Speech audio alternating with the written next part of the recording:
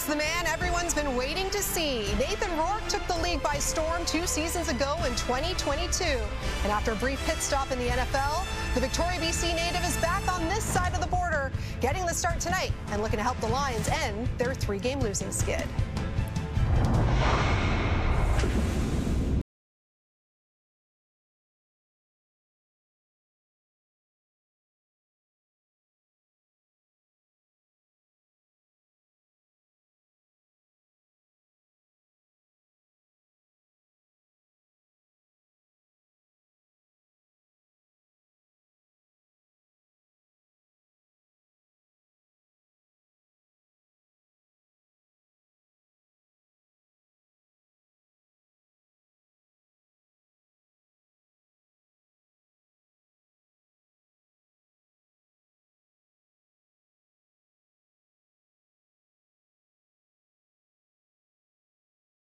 In here, and we love having it.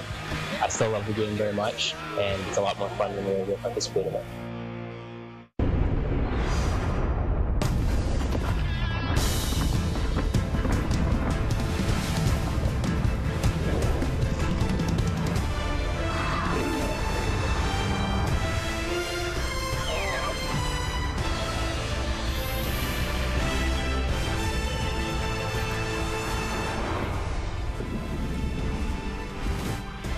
Folks, I'm just like you. I am so daggum excited to watch this kid take the field again, as we all should be, because he is something special, Enoch. It's going to be a great night. There's going to be lots of fireworks, and this guy's going to be one of them as well. Kenny Lawler makes his return for the Winnipeg Blue Bombers. I'll tell you what, Zach Collaros is going to be happy to see him, along with all of Bomber Nation.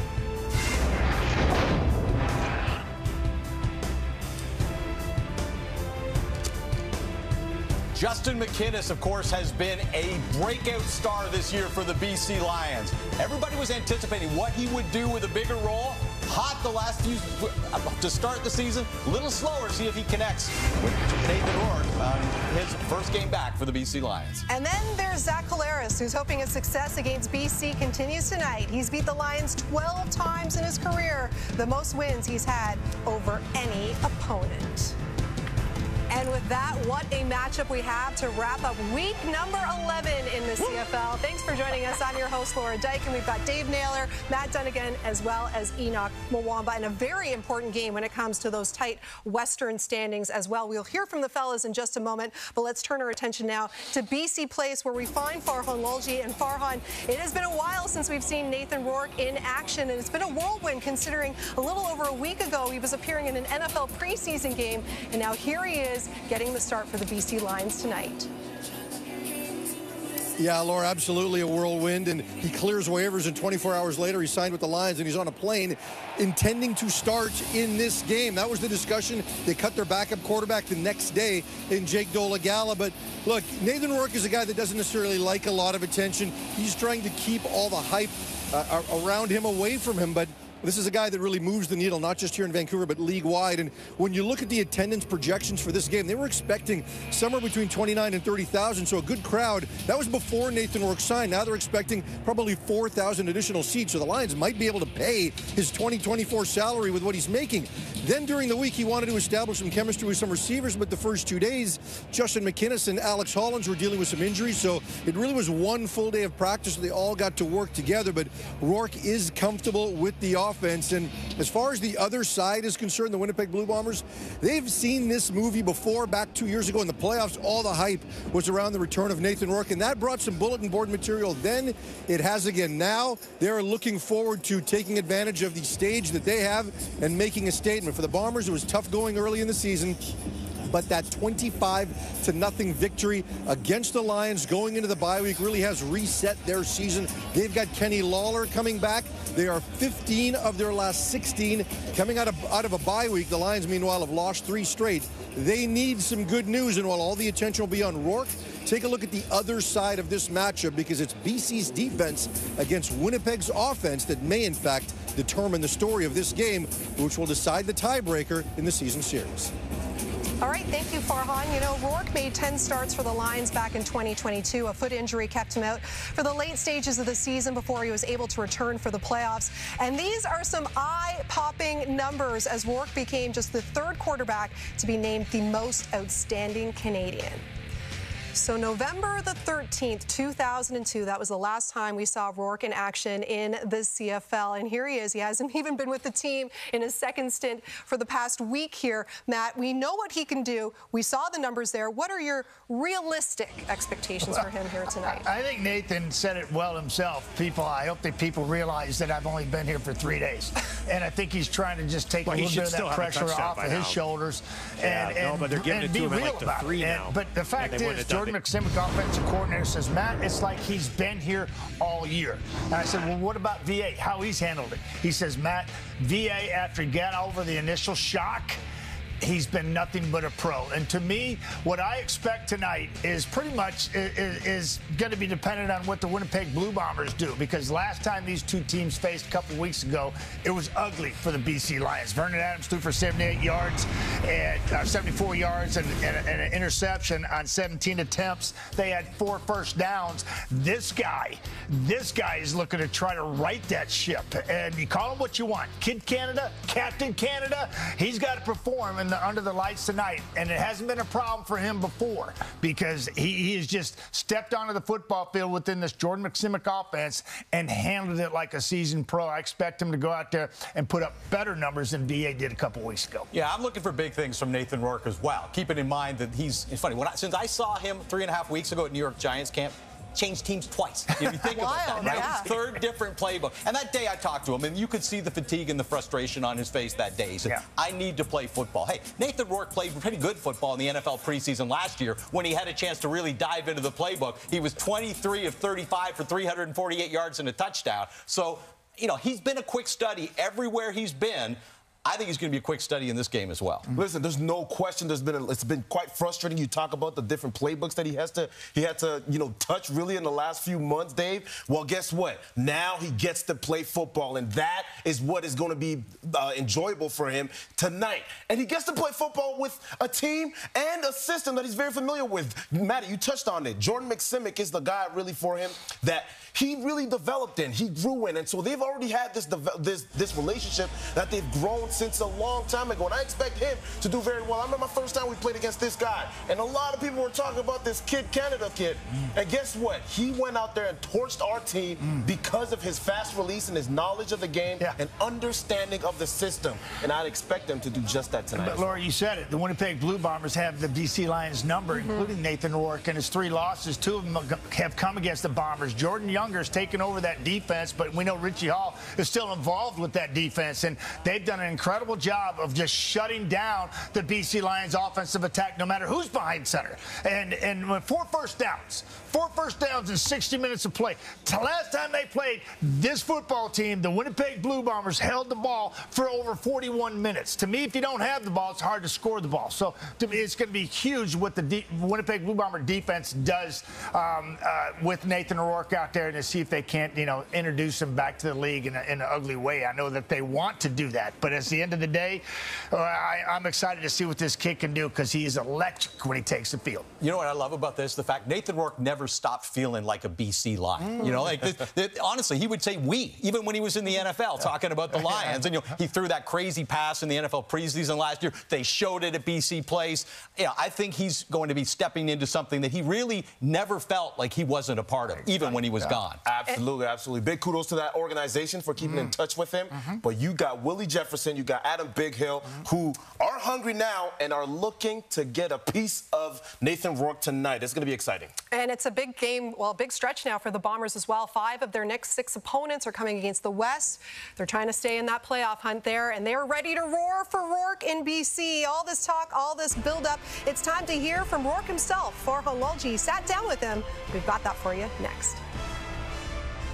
The BC Lions, led by Kid Canada himself, Nathan Rourke has announced his presence to the CFL. Rourke with 5 touchdown passes in the first half. Absolutely ridiculous. This kid is mature beyond his years, man. What a play, what a throw, what a catch. Showing off the speed. Will he score? He will. Rourke strikes again.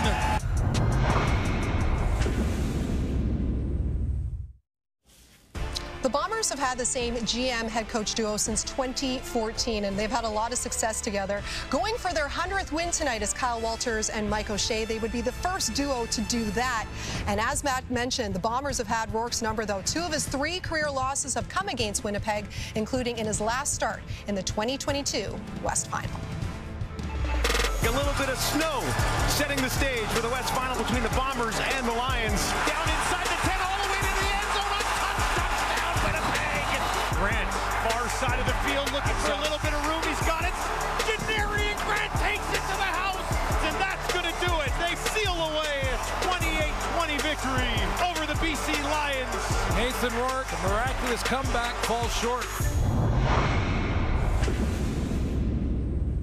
Now, that game was almost 2 years ago, and yes, Nathan Rourke's tenure in the CFL was short, but he definitely left a lasting legacy. He holds the record for the most yards in a single game by a Canadian, 488 passing yards. And in a game against Edmonton, he accounted for 6 total touchdowns.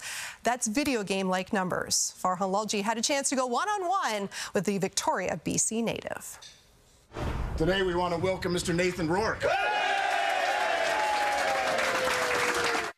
We saw you when you were on the broadcast earlier, just expressing your affinity for this franchise. It was always BC for you, wasn't it? That if you were going to come back, this was it. This is where you wanted to be. Yeah, I definitely wanted to, give BC a chance before exploring other options. I've always felt at home here. I had a great experience here. Towards the end zone, got a touchdown!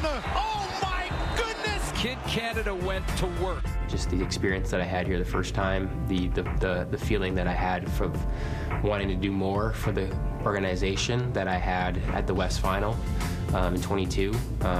That feeling of disappointment I still have that, and so wanting to make amends for that. And in a way, that still lingers. It would feel weird to me at this point in my career to try to play somewhere else. This is as close to as a family as you can get in a business, so I'm glad that we made it work. A lot of people come here when things don't work out in the NFL, and there is a level of disappointment. Do you feel like you got a fair shake? I think in certain places, yeah. I think in other times, I think that there were some unique circumstances that I think that impacted things. Being claimed by New England in a year, New England then going through a coaching change, regime change. A lot of times, people want to clean house. And so sometimes I just get washed up in that.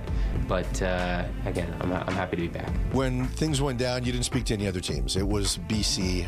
And if they would have said no, it would have been because of Vernon Adams. Adams has time. Big look, open receiver, touchdown Lions. If the season were to start right now, he's probably the MOP. How sensitive were you to that part of it? Yeah, I mean, at the end of the day, I think I said that on the broadcast too. He's been playing unbelievable, and I think if maybe, who knows if the situation is different. If he's healthy and he's playing as well as he had, maybe circumstances would be different. But I'm not into considering hypotheticals at this point. I'm glad that I'm here. Oftentimes it takes 2 to win a Grey Cup in this league, and both Vernon and I are locked in and ready for that, whatever that role may look like for either one of us. But I talked to some players, and they weren't sure how to feel, and it wasn't like anyone disliked you or resented you, but he's developed into a pretty good leader here. So have you felt the need, maybe the 2 of you, have you talked about it in terms of how you want to approach that part of it with the team, with the room? I think Vernon's just done an unbelievable job. I mean, he's a guy that earned his right to be a starter in this league in many, many ways. He's earned that leadership role in this team. He went into the situation in 22 with grace, and he came in and he was just an absolute professional about that. He's treated this situation, this current one, in the same way, and I just respect him so much for that. He really just cares about this team winning, and I think that's just a sign of a great leader, a good person. I would do the same in his shoes for him, and looking forward to having him healthy and back and helping us win games. A lot of hype around this. I know you've tried to isolate yourself from it, but this is a tough game, and Winnipeg is a tough team. Is it important to temper expectations, or do you want those expectations right out of the gate? I think it's important to consider, what the last year and a half has looked like for me. It's not been as much football as I would have liked, and done everything I could physically to be prepared in the best shape of my life. But at the same time, we're playing a really good team in Winnipeg, a team that I haven't played well against yet, but that makes it fun. That makes it exciting. I'm looking forward to that. Looking forward to that challenge, and certainly don't expect to be able to come off the street and be able to beat a team like this. Like, I think it's going to take all of us, and not going to be any type of individual effort out there. It's going to be a collective battle for 60 minutes. The Lions offense has been missing a little punch since losing Vernon Adams Jr. BC went from having the league's #1 net offense over the season's first 6 weeks to the lowest in the CFL in the last 3. So Rourke could be coming in at just the right time as we head to BC Place once again, and we find Glenn Suter. Yeah, and when you talk about the buzz in this city about the return of Nathan Rourke, it is really off the hook great. I mean, everyone is talking about his return. More tickets are being sold, so I thought it would be a good time to remind the football fans about just what he does well on the field when he crosses the stripe. There are 3 things that stand out more than any to me, and that's his processing speed, number 1. The time from when he gets the ball from center to the time he reads the defense and releases it. This is a deep ball, and he does it in 3.6 seconds. He can do it even faster than that. That processing speed, unbelievable. Now on the deep ball, the low percentage throws, his accuracy on that, highest completion percentage in CFL history. And as a bonus, the 3rd superpower for Nathan Rourke, the outstanding Canadian back in 2022, is his speed when he runs the ball. Don't fall asleep on him on the edges, because he can get outside and run. That's what made Nathan Rourke one of the top quarterbacks in the league, and his return is really creating a buzz, Laura.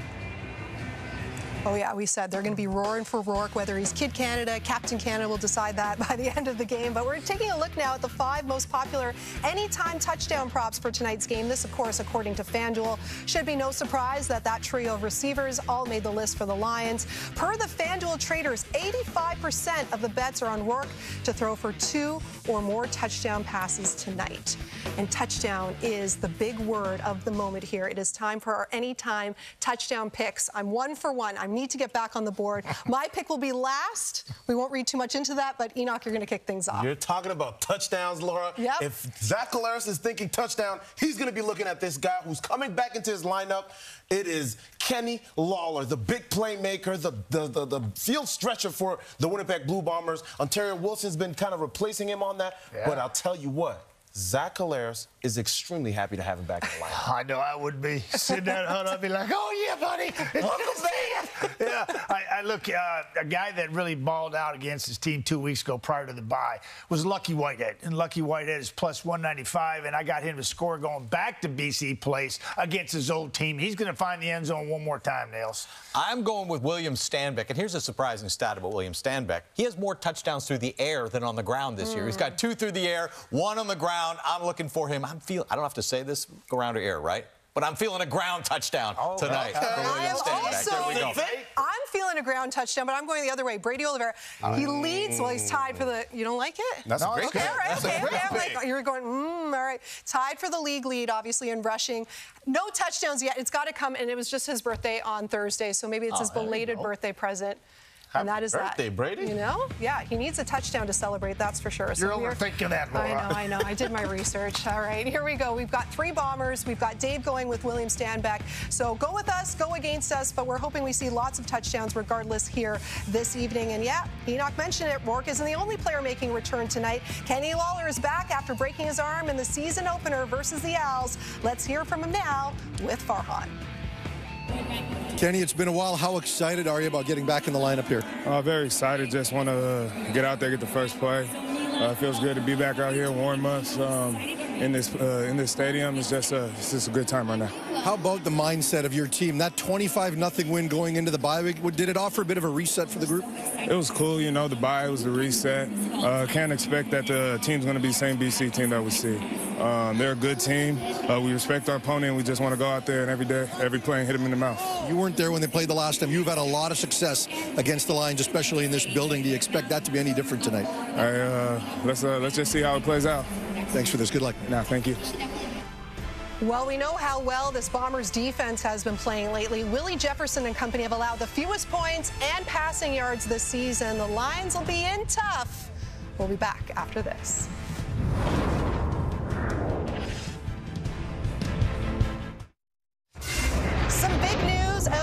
Toronto today as the league has reinstated Argos quarterback Chad Kelly on a last chance agreement, providing he continues to meet a number of ongoing conditions. Kelly, who was suspended for a minimum of 9 games for violating the league's gender-based violence policy, was at Argos practice earlier today. He did not speak with the media, but did release the following statement, saying, quote, "I am sorry for my actions and the impact it has had on many people personally, the Toronto Argonauts and the CFL. I recognize that this is just one step in the process of bettering myself, but it is an important one, and I'm committed to doing what is needed to be a better teammate, colleague, and person." Meanwhile, MLSE President and CEO Keith Pelly released this statement as well. The Argos and MLSE take this issue extremely seriously, in keeping with our unwavering commitment to maintaining a work environment where individuals are treated with respect and dignity, and that is free from discrimination and harassment. The organization will implement a comprehensive education program focused on this issue to ensure all team members and staff are properly equipped with the awareness and skills to protect against this issue occurring in the future. So it has been an interesting day in Argos land. We have our insider here, Dave Naylor. And Dave, what's next for those Toronto Argos and their quarterback, Chad Kelly? Well, Chad Kelly did return to practice on Sunday with the Toronto Argonauts, and he will be with them the rest of the week leading up to their game on Thursday. But there's been no determination whether or not Kelly will start in that game, but he will be available to head coach Ryan Dinwiddie. Now, as part of his reinstatement, Kelly has accepted some conditions, and we know of those conditions. Counseling, ongoing counseling is one of them, and another one is something called a last chance agreement. This is where the league essentially reserves the right to want to get rid of Kelly from the league, one strike and you're out, if it feels that he has another indiscretion. Now, on Friday, the two sides, Kelly and his representative and the league, were going over this. They did not want to accept the last chance agreement without Kelly having the right to an appeal. And an appeal under CFL discipline, governed under the collective bargaining agreement, is what every CFL player has. And it's my understanding that Chad Kelly will have the right to appeal under the last chance agreement that he has agreed to with the league for his reinstatement to the Toronto Argonauts. The Argos desperate for some consistency. They have alternated wins and losses over their last 6 games, and yes, we will see them off their bye on Thursday. And yes, those Argos and Riders will kick off Week 12 in Toronto. The panel will be on site. Maddie, you looking forward to being at BMO Field? Yeah, it's going to be a party. The X is on, yes, the CNE. It should be a great atmosphere. The Riders won the matchup back in Week 5, so they're looking to complete the season series sweep. They haven't won since Week 7 over a month ago. 3 losses and that tie. We are excited for this one, as are the fans in BC. For the second time in the last 3 weeks, the Lions and Bombers are set to face off, and a little extra spice to the matchup with Nathan Rourke back in the fray.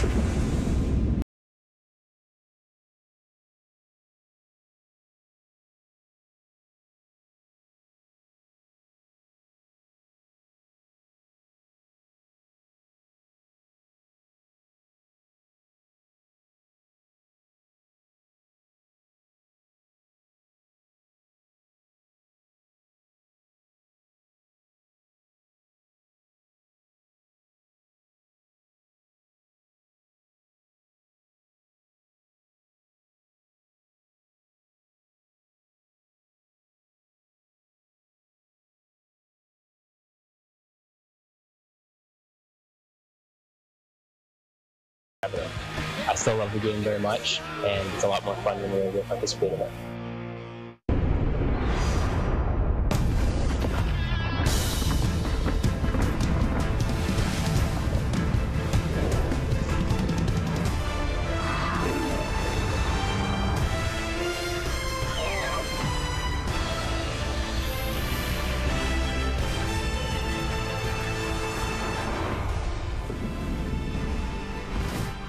He's back After almost 2 years away, Victoria BC's Nathan Rourke is ready to resume his CFL career tonight and get those Lions back in the win column in the process, as they've lost 3 in a row. And it has been 16 days since we last saw Zach Collaros and the Bombers in action. They shut out those Lions in Week 9 prior to the bye week, and tonight they're going for their 6th straight season series win over BC.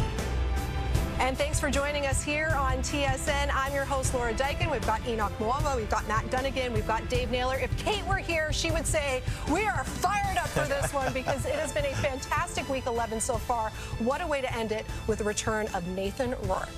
Absolutely. Listen, Nathan Rourke is coming back into a great situation. He's got great people around him. He's got, William Stanback right next to him. He's got McInnes right here leading the league as far as receiving and touchdowns and all of that. But he's going to have a challenge with this defense. And yes, you got to think back to the last time these two teams faced each other. They absolutely shut out this offense. So you got Willie J and the crew, Adam Bighill, and another guy that we have to mention because he's going to want to make a name for himself, because we only talk about his brother, is Tyrell Ford. I'm looking for him to have a big game tonight and make a name for himself as well. Tyrell Ford is a shutdown player already. Yes, sir. Short-lived career. Just love watching that kid play. We're going to love watching this kid play. But, I'm with you, Enoch.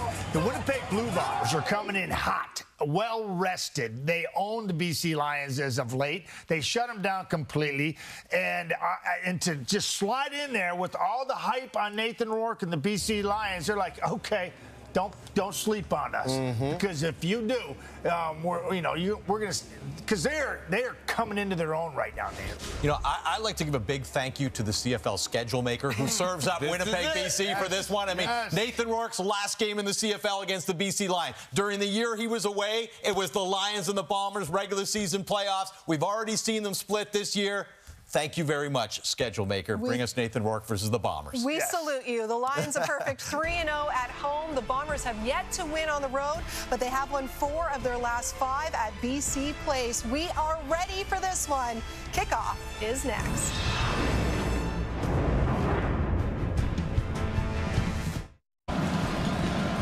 Ladies and gentlemen, boys and girls, welcome to the main event. The final game of Week 11 brings us to the West Coast for the Lions and the Bombers. Season series is on the line. Winnipeg coming in off a bye week. Last time they played, they shut out the BC Lions 25-0 2 weeks ago. BC's lost 3 in a row, but they get back a very familiar face. Yeah, you go back 2 years, he's a top Canadian in the CFL. Nathan Rourke has made his return. It's been the talk of the town here in Vancouver for the last week. He was 9-3 in 10 starts back in 2022. Zach Collaros' last game versus BC, he threw for just shy of 300 yards, completed 82% of his passes in the shutout. Collaros is 12-4 all-time against the Lions, but 9-2 as a Bomber. Mike O'Shea's team has 16 days between games. They're 0-4 on the road this season, 15-1 coming off their last 16 byes. Rick Campbell trying to end this slide. Lost 3 in a row. We'll have Rourke back. BC won the coin toss, said they want the ball, and they will get it as we get set to wrap up Week 11. Castillo will get this party started. Low driving kick forces Williams back just inside the 5. Takes it cleanly. And is tackled just outside the 20, which is where the return of Rourke will begin. Well, let's take a look at some of those numbers when you go back to 2022 in his 10 starts. Of course, injured and then returned in the playoffs, over 3,000 yards, completing just shy of 80%. 80% of his passes. Top completion percentage in CFL history. And it's been a whirlwind, let's put it that way, for sure, over the last year and a half, certainly over the last month and a half. And he's had 3 practices. First full football game in 644 days for Rourke. Starts it with a completion and a first down over the middle to Eberhardt.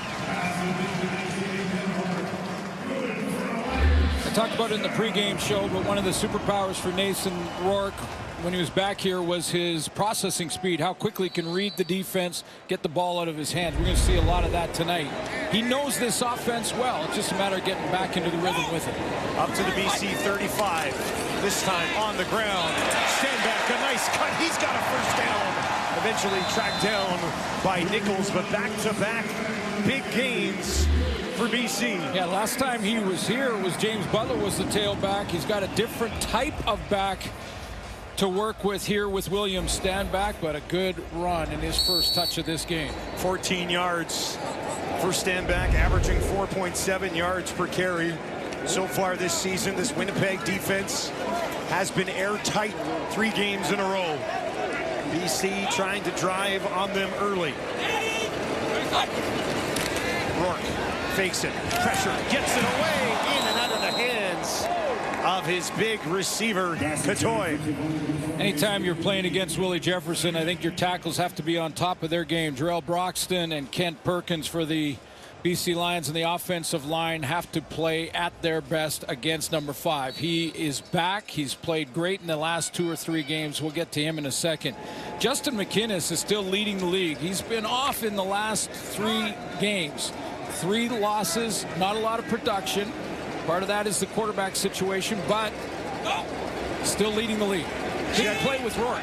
2nd and 10 from the 49, just a 3-man pressure. Rourke dumps it off to his running back, and Stanback will take it up just shy of midfield, and that'll bring up a 3rd down, and Flintoff will come out to kick it away. Interesting that Nathan Rourke is returning to play against the same team that he played the last time he was here at the Western Final in Winnipeg, and still has some unfinished business with regards to that. We heard this week. There's his good friend, Lucky Whitehead, set to return. Whitehead will take this at the 15. Oh, boy, he bobbles it.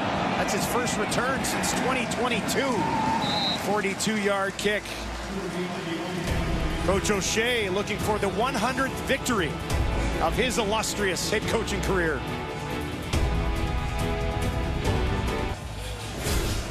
Welcome back to BC Place, where we were talking about O'Shea going for win 100, and join a pretty elite list right there. Yeah, if he can get it tonight, that's 168 games, and he'll get to number 100. Incredible that Wally Guano did it in 134 games. Get to 100 wins. That's an impressive list of head coaches right there. The next win for the franchise will be win number 700 for the Bombers. 1st and 10. Polaris, they'll get him out, running to his right, dumps it off. Brady Oliveira. And Winnipeg responds with a 1st down of their own here on the road. Yeah, I mentioned off the top, I think this offense is back. Their offensive line is playing together. Brady Oliveira is getting back and involved in a bigger way over the last 3 games, and Zach Collaros is working off of that out of play action, and you know he's got to change that TD to interception ratio, but I said this offense has played very well. Almost 300 yards passing in the shutout against the Lions a couple weeks ago. 80% passing his last 2 games. An offense in general that would like to score some more points, though. Here's Collaros. Deep shot, far side. Waller, he's back, but he can't haul that one in. Working against Adrian Green, and Green got a hand on it. Well, we get to the starting lineups. We might as well tell you who we're going to highlight. That's Kenny Lawler, who is back. And so we made sure we got our highlight camera focused on 89, because you know before this game's over, he's going to make one. There'll be one. 1 or 2. And they get down in the red zone. I guarantee you 89 becomes a top target. That's great defense by Adrian Green to track him and get the left hand out on that ball. Adrian Green in his 3rd year with the Lions out of St. Mary's. 2nd and 10 from the Winnipeg 28. Lions will bring some heat. Collaros hangs in there, hit as he throws, and it falls incomplete, but there's a flag right back by the quarterback. And will this drive stay alive for the Bombers?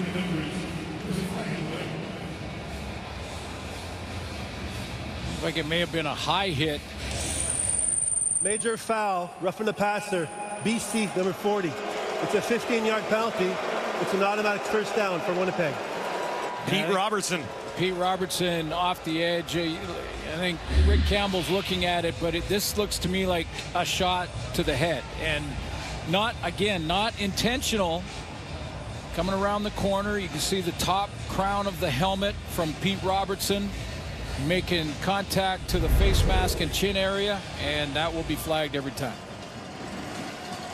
Got to get that contact lower. Instead of an incomplete pass, it'll be a 1st and 10 for the Bombers on their own 43. Far side. Dropped in there, pushing it ahead is Lawler. Tackle made by Seontae Evans. Lawler back with this Winnipeg offense. Yeah, I didn't highlight an offensive lineman because I just think they're playing together as a unit. And the way you can track that for this offensive line is look at Brady Oliveira's numbers over the last few weeks. If Brady Oliveira starts patting his head somewhere in this game, they're rolling along the ground. And there's Kenny Lawler back in the lineup, and our highlight reel film is ready to go. Brady over 600 yards already this season. Will stand in there behind Zach Collaros on a 2nd and 4. Now up to the right to protect for his quarterback. Collaros down the field. Lawler again. He's got it in the 35. Takes it down inside the 30. And a steady diet of Kenny Lawler seems to be working for Winnipeg. Well, it looked like the safety, Patrice Rene, who's playing in the middle, just vacates it. He goes to the short side of the field, leaving the middle wide open for that inside cut by Kenny Lawler. No 2-4 in the picture. There he is up at the top. 34 yards to Lawler. Bombers in business early. Collaros again has another completion. There's a flag on the far side of the field as that one went to Clursius.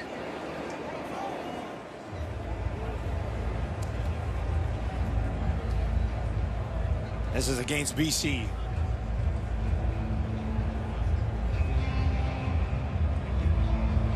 Offside, BC number 56. The penalties declined. The result of the play is a 1st down for Winnipeg. Christian Covington, the guilty party. We're in the middle of your screen. He's going to get the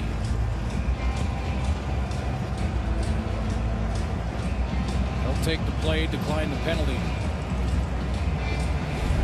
And this is Kenny Lawler's zone right here. Why one of the reasons that I think Zach Collaros is so excited about having Kenny Lawler back in the lineup is that they get down into the score zone inside the 20. That corner route is dynamite and tough to cover. Dembski, Lawler, and Lucky Whitehead out to the left. Wide side of the field for Collaros. Brady Oliveira in behind him. Zach waiting. Now he's pressured in trouble and he's taken down. Absolutely sandwiched there. Sione Tehema has his 4th sack of the season.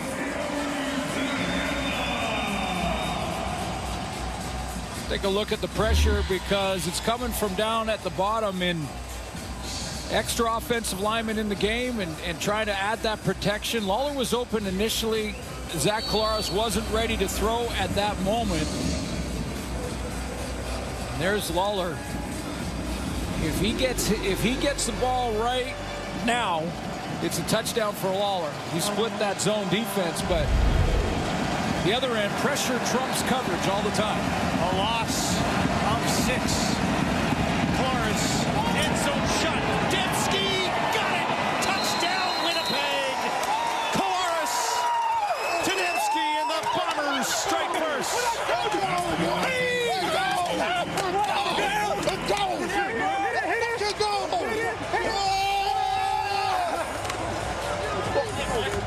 Just the 2nd touchdown of the year for Nick Dembski. And maybe they'll start coming in bunches. This is a favorite route for him down in this area, too. It's that corner route, and I don't think Adrian Green got a ball call. He didn't know the ball was on its way. He was just trying to catch up to Nick Dembski.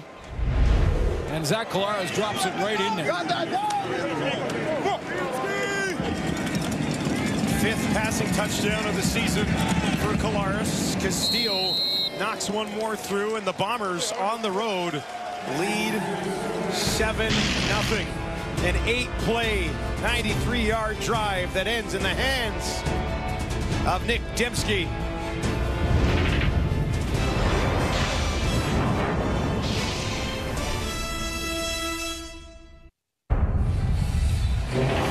Bunch formation for the Bombers on there. There's Dembski, and watch the communication issue between Adrian Green and Seontae Evans, the corner.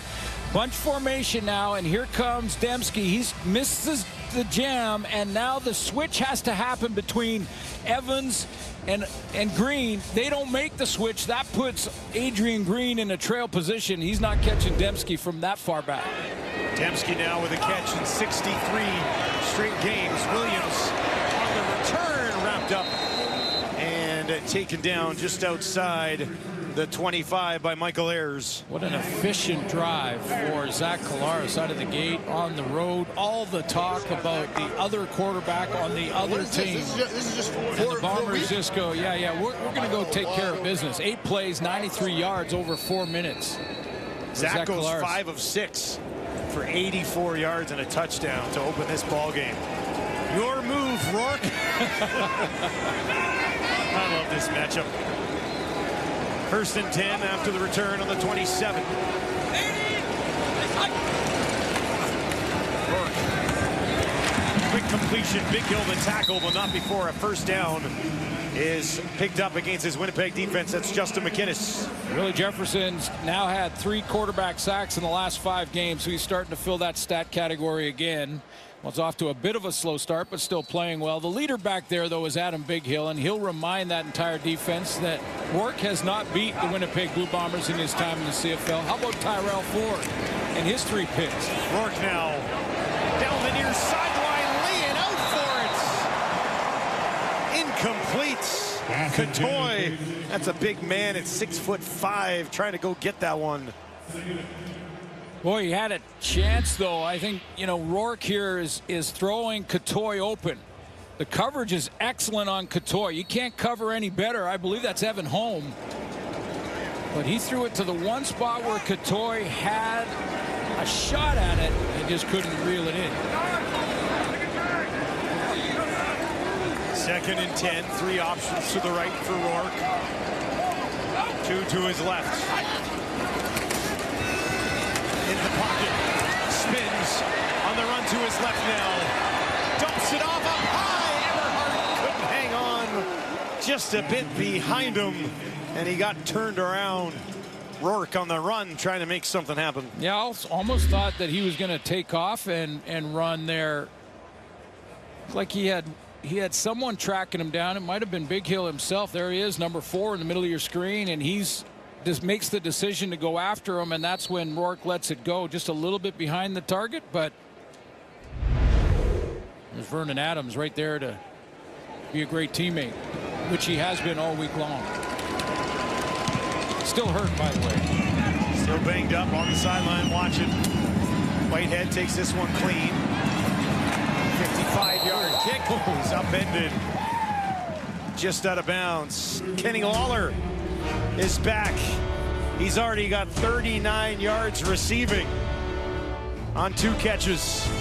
A nice fit for the Bombers.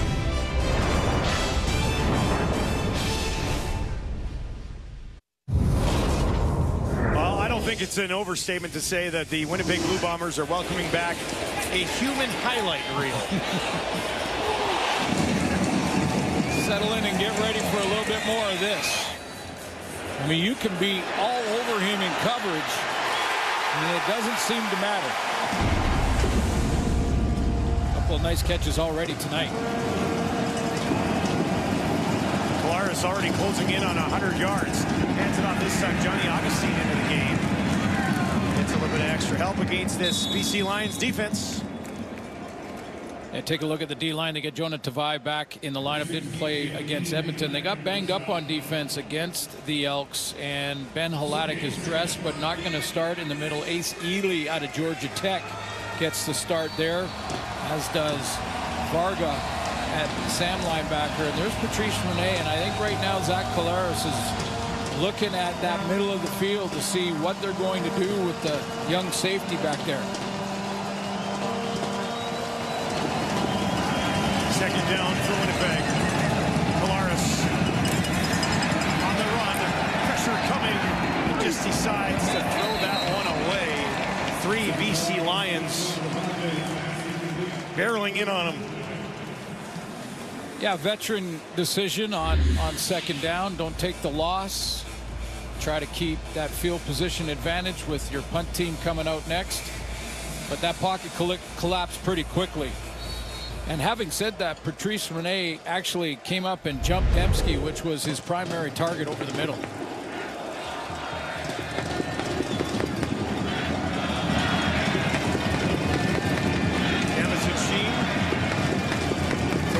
First time today.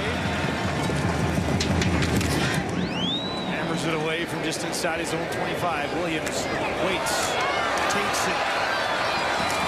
48-yard kick returns just shy of the 40. We will have more on quite the week for Nathan Rourke when we return to Vancouver.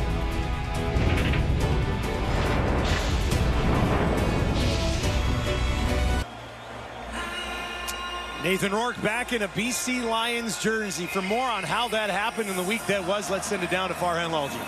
Yeah, Dusty, when I spoke to Nathan when he was still in Atlanta, when things had just ended there, I don't think there was any intention of him necessarily coming back to the CFL right away. He was pretty steadfast at 2024. He was going to take one more shot at it there and just deal with whatever he could for development. But the way it went down in Atlanta, the suddenness of it, I think that was a bit of a tipping point for him. He did have some other teams reach out, but the thought at the time was maybe he's a training camp arm. Maybe he's fighting for a practice roster spot. He just didn't want to do that again. He wanted to grow, and quite frankly, as much as anything else, he wanted to enjoy the game. He said his wife Emily had to remind him this is not football's fault. Sometimes the business puts you in the wrong opportunity, but once he contacted the Lions, there was a comfort there. He took the team and the entire league by surprise. Nobody expected this to happen around the league. Everybody was hoping to potentially talk to him at the end of the season, but here he is, and immediately he began practicing with the intention that he was going to be the starter this week. Couple things. Alex Hollins and Justin McInnes didn't practice much at the start of the week, so he's really only had one full practice with them as he looks to build chemistry, but he is just happy to have practice reps and play right now. Yeah, it's good to see him back on a field wherever it is, and it's right here at BC Place. Yeah, and I think, you know, he got tired, as Farhan mentioned, of the politics more than anything. But there was one of the big reasons for him returning to Vancouver was his trust with the coaching staff. Pitches is out, Stanback pushing ahead. Cranby had a line on him, but Stanback blows by him, and he picks up the first down. And one of the reasons he can start this quickly after 1 week of practice is he knows Jordan Maximic's playbook. He knows the offense. He knows what Jordan likes to do, what he likes to call, what he called for Nathan back in 2022. And, you know, he trusts he and Rick Campbell. And I will also add, Rick Campbell made it clear to everyone in the organization they wouldn't do this without Vernon Adams being part of the equation. In other words, this was not going to happen if the idea was to bring Nathan Rourke in and then trade Vernon Adams. Vernon Adams was an MOP consideration for the first 5 weeks of the season. I mean, he was the front runner. I know that's early, but he was lights out great. So, and then he got injured, and he's still injured, still going to be out, so the timing worked there. But they're going to be great teammates just because of the type of people they are. It was a Grey Cup right here in Vancouver, and the Lions want to be there. One of the ways you can do it is with two outstanding quarterbacks on the roster. Here's Rourke. Look out, and he's taken back down. Welcome back to Nathan Rourke. It's your old friend Willie Jefferson as he gets there for his 5th sack of the season. Yeah, and I think it was 3-man pressure, it looked like to me, and that's why I highlighted Willie Jefferson, because he's starting to accumulate those stats again. He was playing well, but not getting the stats in their first 4 games. But that's that big chopping motion with the right arm there across the shoulder of Rourke. Didn't even see him coming. Winnipeg defense doing Winnipeg defense types of things. They've been outstanding for the last 3 games. Whitehead on the return. 53-yard kicks. Drop back on a short return to the far sideline. Girls, Kelly B. Riley, Holly J. Yeah, come on down to Winnipeg, baby. 5 sacks. Hey, happy birthday, Grandma. 5 knockdowns. Happy birthday, Grandma. I'm sorry I missed your birthday. You say I'm here working. 3 tackles for a loss. He's been outstanding this season. Yeah, and that's all been in the last 4 weeks, 3-4 weeks. So yeah, he's accumulating those stats again. But he's a one-man wrecking crew. We've seen it so many times, so many knockdowns at the line of scrimmage. Just your tackles better be on point playing against Willie. Polaris out to his right. Gets it to his running back, Brady Oliveira, who's got a first down before Ace Healy forced him out of bounds. Small little subtle move here with a little pump fake to Lucky Whitehead. He's got 2 receivers as he rolls out here, Zach Collaros. Little play action inside, but then you see that little pump? That pump just freezes the linebacker in chase, freezes the DB a little bit, and doesn't allow him to get out there to Brady Oliveira in time to affect the throw. They got Zach on the run out to his right a couple of times already here in the first quarter. It ticks down, 90 seconds remaining in the opening 15. Polaris, far side, Dembski, wide open. He'll take it up to midfield, and he lowers a shoulder into Adrian Green. Ouch. Dembski's this out, but there's another one coming from the other side of the field that holds Adrian Green. So when you drop into a zone, yeah, you see that out coming. There's Adrian Green there, but there's another one coming. See the middle one? There was a middle crossing route that held him closer to the middle, didn't allow him expand. Zach Collaros reads it immediately and gets it out there. That was Josh Johnson as the bit of a decoy. Fresh set of downs for the BC 52 now. Polaris, Dembski again, almost picked off. Green popped it up. Rene couldn't get there to take it away. Well, looks great to see Adrian Green compete and battle. I mean, you've seen a couple of catches now by Dembski on Adrian Green. Clearly a target that Collaros wants to go after, and he stepped up and made a play down the seam. Patrice Rene had a chance at that tip.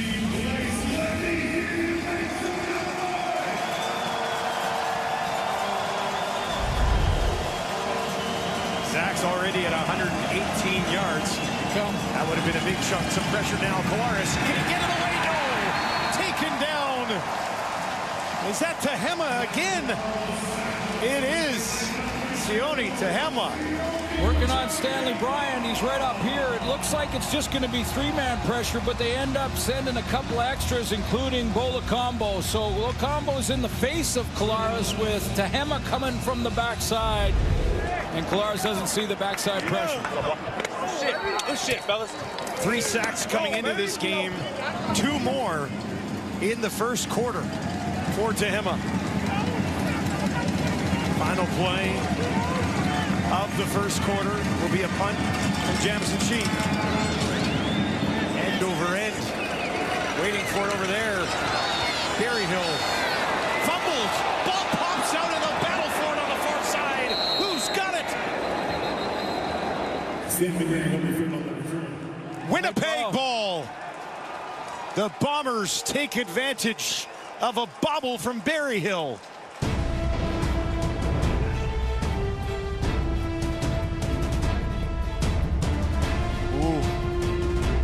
Might have been down. Yep. We'll find out when we return. 7-0. Winnipeg leads.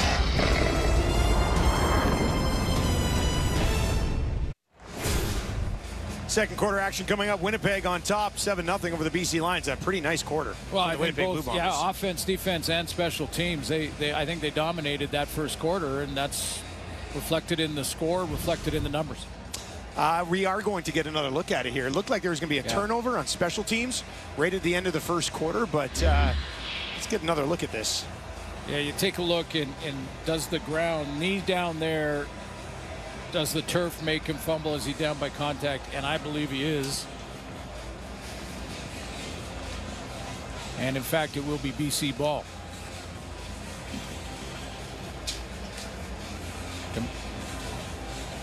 See, elbow touched, and the knee was already down. So it would have been great field position for the Bombers. But BC will get it. Winnipeg's defense in their last 3 games, allowing on average 11.7 points per game. Haven't allowed a major in 2 games. And shut out the Lions 5 quarters in a row. Nice pickup on first down from Stanback. Just take a look at what they've done. I mean, the last 2 games, first downs allowed 8. The Lions, on average, the Lions had 4 in 1 game. Like, their lowest total since 1954. I've never seen that. I mean, this defense is shutting the door. Stanback busts through that door this time, takes it out beyond the 40. Only needed a couple for a first down, and he gets much more. Often when you see an offense start to struggle or struggle in the first quarter, they go right to the run game to try and get their feet underneath them. And that starts up front, get that push and get guys getting off the ball and going to attack rather than sitting back in pass pro.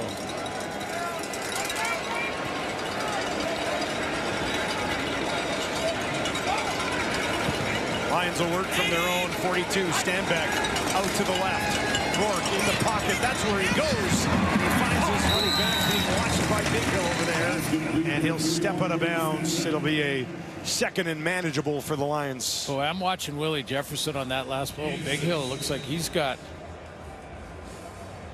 an issue. Is he reaching back to his hamstring? To that right hamstring, yeah.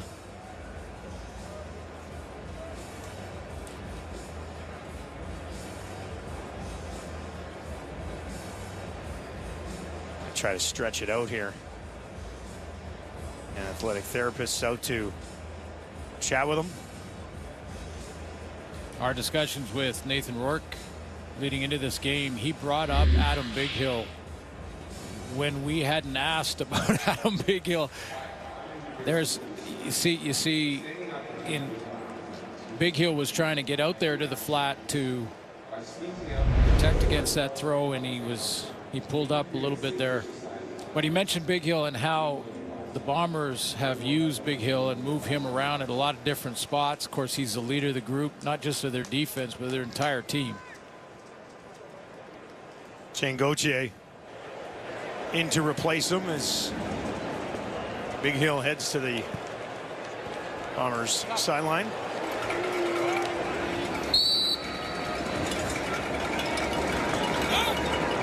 Yards is what the Lions need for another first down. They'll give it to Stanback, pushing ahead, and then falling forward gets him a fresh set. Dedrick Nichols, I believe, came up to help on this play from the secondary. There he is, number 1 right there, and he sees it's going to be a little bit of RPO action with that handoff or fake handoff up the middle, and then quarterback continues out. But back to Stanback again, makes a great move, and he's got another first down. This is the drive of William Stanback. He's over 60 yards already on the ground in this game. Great vision here to get to that B gap. There's the A gap and then the B gap. And if he can get to that B gap, he sees the opening there. Good vision up front, little patience to get that kick out block, and away goes. Winnipeg's defense gives up 108.7 yards per game rushing. That's the most in the league. Taking advantage of it now. Here's Rourke. Near side, almost intercepted. Tyrell Ford was right underneath that one, but couldn't bring it home.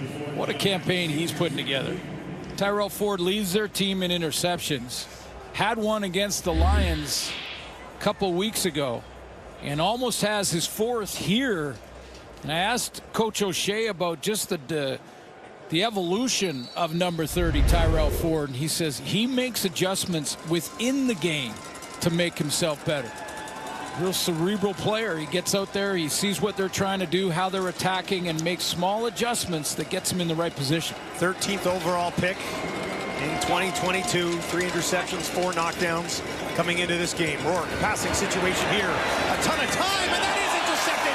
It's Dedrick Nichols on the other side of the field, and he'll take it back to midfield.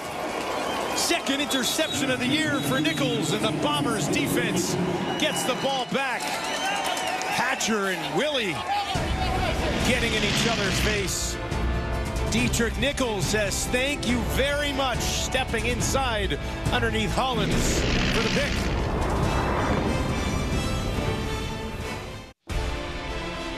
Thursday Night Football presented by New York Fries is going down next week between the Rough Riders and the Argos. 7 Eastern, 4 Pacific, only on TSN. Nice way to start the week. Defense stepping up again for the Bombers. Dietrich Nichols wants to try to keep pace with his teammate Tyrell Ford. 10-yard misconduct penalty against Keon Hatcher, moves the ball up the field a bit, and now Brady Oliveira will take over, and he's got a first down. Alexander Hollins is the intended target on this play. He's going to run what's called a bang route. He goes in the middle, and then he's going to bang back out like that, and just doesn't get out of that turn very quickly. That allows Dietrich Nichols to jump this one. You'll see him come into your screen right there. He sees the bang route, and that he wanted to go back towards the sideline. He just jumps inside that one, and lots of time for Nathan Rourke to throw that football. Just a great play by Dietrich Nichols. Needing a little bit more urgency from Hollins there too, maybe? Well, he can, put his foot in the ground and bust out to that bang. It is called a bang route. Bang back out. Now they'll dump it off. Ontario Wilson for the first time today.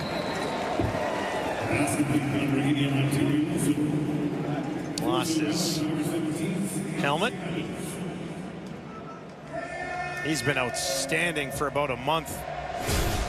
Well, that's what I mean about the Bombers being back. I mean, they lose Dalton Schoen. They lost Kenny Lawler after game 1. They had an injured Brady Oliveira playing in the first 4 games of the season. They were 0-4 to start the season, and then Wilson steps up,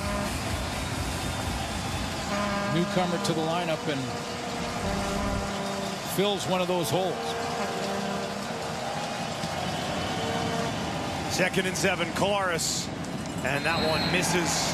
Had to get rid of it. There's some pressure eventually closing in on him, and Lawler could not get back to that ball.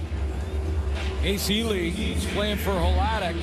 He played a little bit in their last game against Edmonton. He's going to come on the pressure, number 41. There's that A gap. He's coming up to take up a block, and I think that's what Kolaris felt. He could feel that pocket starting to collapse, so he pressed it out there to Lawler and just missed him.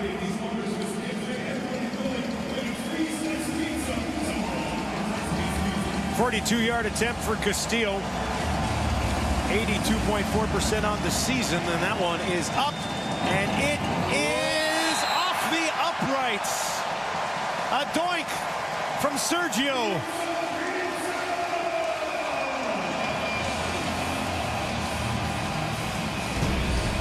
Castillo's hit a couple from 60 this year. He hit one from 57, and now he hit an upright.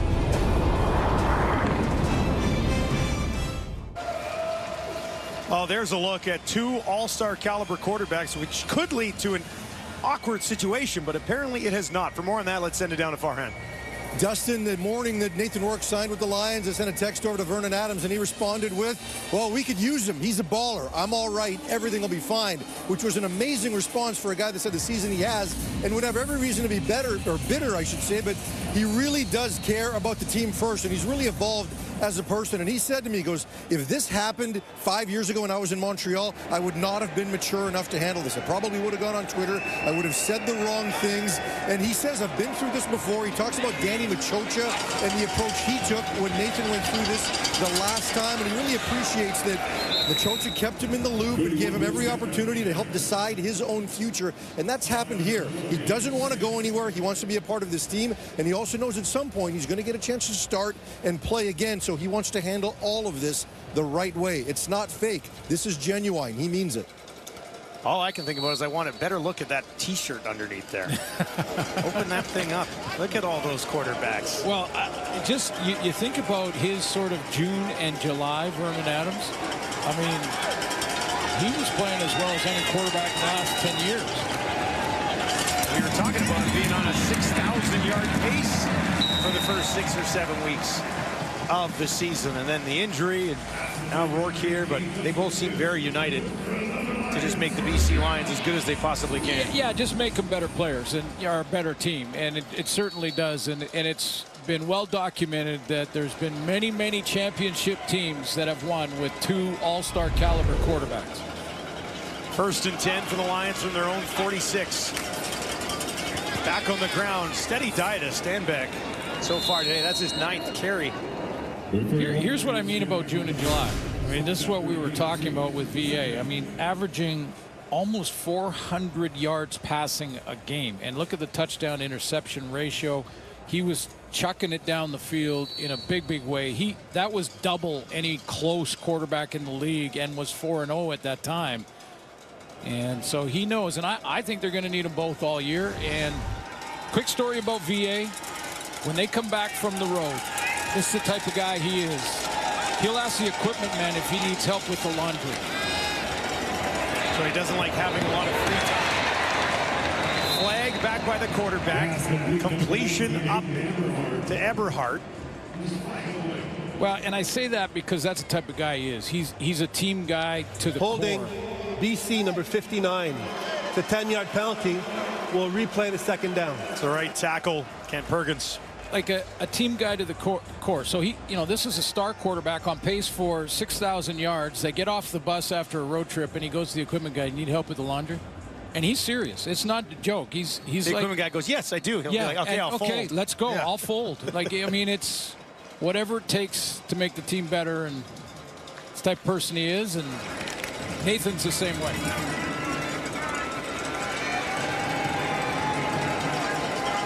Second and 18. After the penalty, Rourke in trouble again. Look out, trying to escape, and he does. Rourke on the run. He's got to keep it now. And he's eventually taken down just beyond the line of scrimmage, the original line of scrimmage by Tony Jones. One of the things that Nathan Rourke is going to have to get back into the groove with is the speed, and not necessarily. He did play some reps in the preseason in the NFL on a few teams, but, getting 3 or 4 reps is not understanding the full speed of pro football, and not just the speed of his receivers and how that happens, but the speed of the defense around him, how quick they close. Whitehead takes it at the 10, trying to kick it to the outside for 1 tackle, a flag on the return after a 53-yard kick off the foot of Flintoft, and we'll sort that out when we return to BC Place. Colares and the Bombers on top, 7-0. Welcome back to Vancouver, where we've got 2 of our favorite stats guys celebrating birthdays today. Steve Daniel and Johnny Russin right up next to us here in the booth. 2 of them best in the biz, and happy birthday to both of those guys. Hall of Famer on your right there, and yes, Johnny Russin, our happy birthday, Johnny. Happy birthday, buddy. Our cracked stats man here sitting right to our left and filling us the information. Just sliding it over there. Doesn't matter what it is. Yards after the catch, catching yards, rushing yards by Oliveira. We get it immediately from these guys. Happy birthday, guys. Both of them turning 40 today on their special birthday. Really?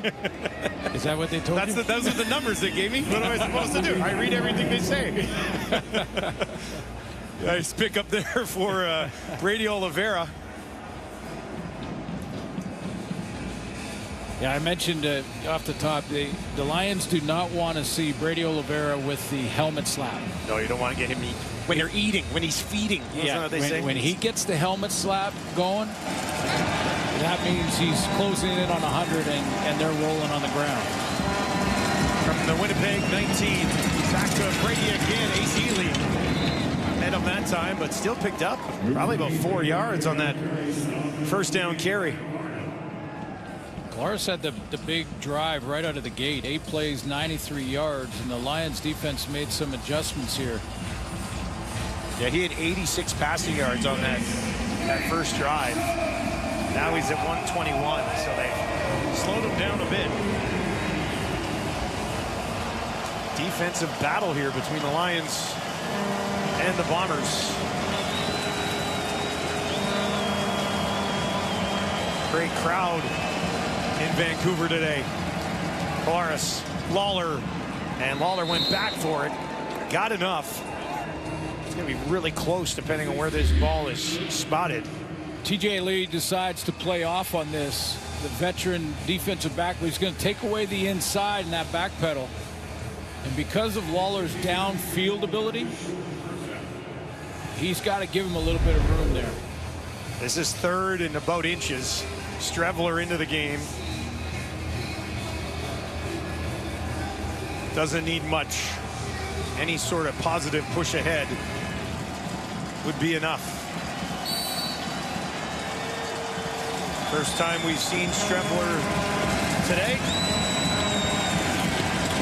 Flags on the play as he tries to push it ahead. He got what he needed. We'll sort out this flag on the near side.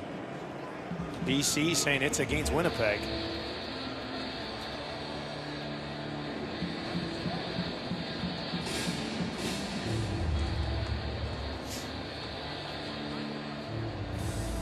And we believe it is. It's going to be against Winnipeg. Offside, Winnipeg, number 89.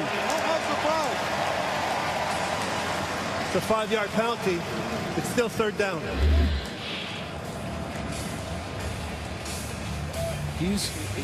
Let's take a look. He's okay right now. He's okay. He's falling into the neutral zone. That's a tough one when you really don't have anything to do with the play. First game back, played in week 1 and not since. It's a wag or run. Just stop. Dead stop. Instead of fucking doing this.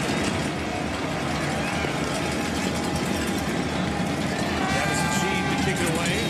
Low kick, driving. It's going to bounce. Williams hustles over. Stops it at the 35. Williams spinning away. Missed about 4 tacklers there. They eventually get down and wrap him up.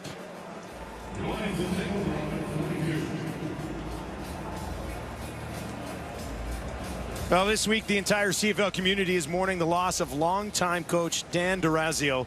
D'Orazio coached in Calgary for 5 years, winning 2 Grey Cups before moving on to become the BC Lions offensive line coach for 15 seasons, winning 2 more championships there.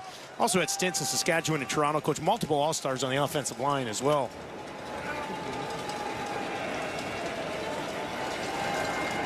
Big cheer when they celebrated him here earlier at BC Place today as well. Nice show of support. You know, and ask any offensive lineman that worked with Coach D'Orazio, and they will tell you how much they appreciated that he was a mentor, a father figure to them. I'll tell you a quick story about Dan D'Orazio working with the offensive line that was getting too many holding calls. So he went into practice and he got them all to wear oven mitts. Can't hold. You couldn't grab when you had oven mitts on in practice, and it helped to turn the corner. But just beloved, and our condolences to Dan's wife, Lisa, the entire family and friends, and all the guys that he coached. And great coach, but a better person. Will be missed. That pass incomplete. Inside 3 minutes. There's a Grey Cup champion. Lions are wondering, what do we have to do to get a point against these Bombers? It's been almost 6 quarters now that they've had shutout football. You like that, Matty, huh? You like that? Nice. We'll talk a little Nathan Rourke. We'll talk some Winnipeg offense and all that good stuff at halftime. Dude, that was money. Well, you might want to just talk about the Bombers' defense. Shutting out the BC Lions here for almost 6 quarters. They're about to get the ball back here, so it'll be unlikely that BC puts any points on the board. That hits the scoreboard. It comes bouncing down at the 35. Flintoff hammered that right into the Jumbotron here at BC Place. The kick hit the scoreboard, which is pretty odd. We're going to redo everything. We'll redo the play. We'll reset the clock to 2:44 with a new 20-second clock. It's just a redo. Ben Major just saying what we're all thinking. I love it. That's great. Ben Major, way to go. Call of the year from the officials. Hit the scoreboard, which is pretty odd. Oh, that's funny. Yeah, that thing, I mean, if that scoreboard wasn't there, that would have gone another 20, 30 feet higher. He smashed that thing. Yeah, and you don't want like all the players to not know where the ball is and all of that stuff. So they'll play the play over again. But I want to see it get caught up there like a basketball, and they have to reach up with a stick, try to knock it down. All right, Flintoff, this one not near as high, bouncing in there to the chest of Whitehead, and he'll hang on. 37-yard kick that time. And Collaros will take to the field with 2:26 from the clock and a 7-0 lead. Yeah, both defenses are playing well in this one. And after that first drive for Collaros, the Lions defense made some adjustments. Remarkable what the Bomber defense has been doing. 35 possessions now without giving up a point. 35 offensive possessions. Wow. You can play with confidence on offense. You don't have to worry. Your defense will come in and give them nothing. Lots of time for Collaros. He'll get it to Lucky Whitehead, and he's got a first down. Takes it out beyond the 50. Former BC Lion, former teammate of Nathan Rourke. They got together before the game, said hello, and I think it was Patrice Rene who said hello here, but Lucky Whitehead was like, no worries, I'm keep churning for another 4. He bounced off that, didn't he? Yeah. Well, he's returning now, but they're still going to want to mix him into the offense a little bit.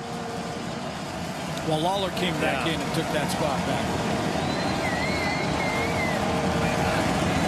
Collaros. Trouble trying to get away. Throws it ahead to Brady Oliveira. And Oliveira takes it back just shy of the original line of scrimmage. Zach with a little bit of magic to avoid a significant loss on the play. Well, as long as it's forward, it's a forward pass. It can be underhand, but it's a forward pass if it goes forward. So if we go down as a completion after all of that, I think it was Varga who had a chance at him. Yeah, TJ Lee was back there as well. Ends up being a loss of 2, so it's a 2nd and 12. 4 options. Wide side right. Pressure coming. Got it away. Densky's able to hang on. He'll be stopped shy of the first down. That was TJ Lee again. Zach got that away just in time. Coming right at you. That was an accurate throw, because if it wasn't, Bola Combo was taking it the other way. But you're right, the pressure, quick throw. Zach knew it was short of the first down, but if Dembski can make one miss, you never know. Now BC will get the ball back. About a minute to play. Jamison Sheet waits. Williams and Berryhill both back on their 10 to return this for the Lions.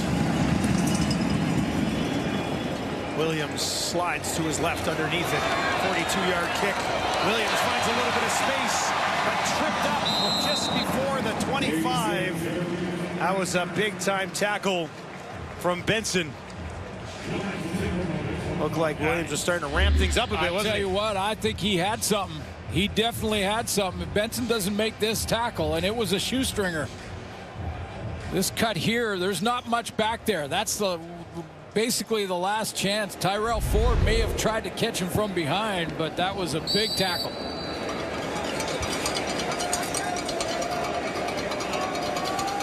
So Rourke and the Lions will start here on their own 25.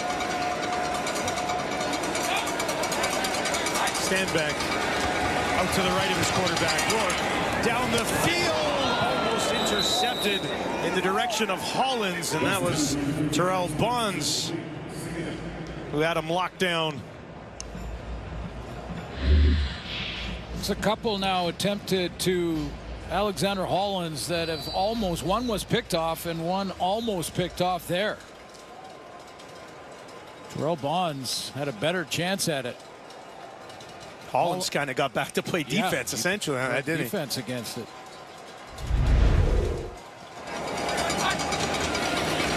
Second and 10.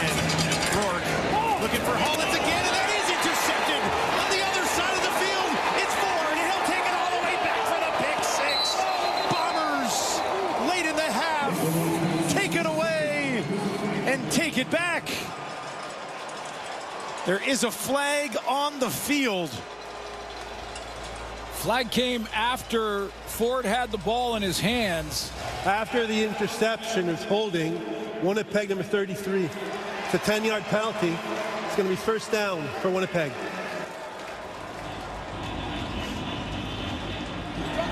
Take a look. It looks like he's trying to make a timing throw to the wide field here. To the wide field. He looks backside first, then comes back late to it. Terrell Ford just jumps at, cuts underneath. There's the holding right there with Tony Jones. That takes the 6 points off the board, but not the interception. Number 4, and Tyrell Ford almost had one in the first quarter. So Ford and Nichols with interceptions of Rourke in the first half. This one could end up putting points on the board as they take over on the 41. Colares, Lawler with speed, and he'll take it out just shy of the first down marker. I love you.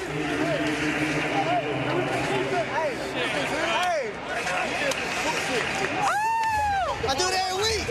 I mean, he's not far off. He doesn't do it every week, but he does it lots of weeks. Yeah, and had one against BC a couple weeks ago.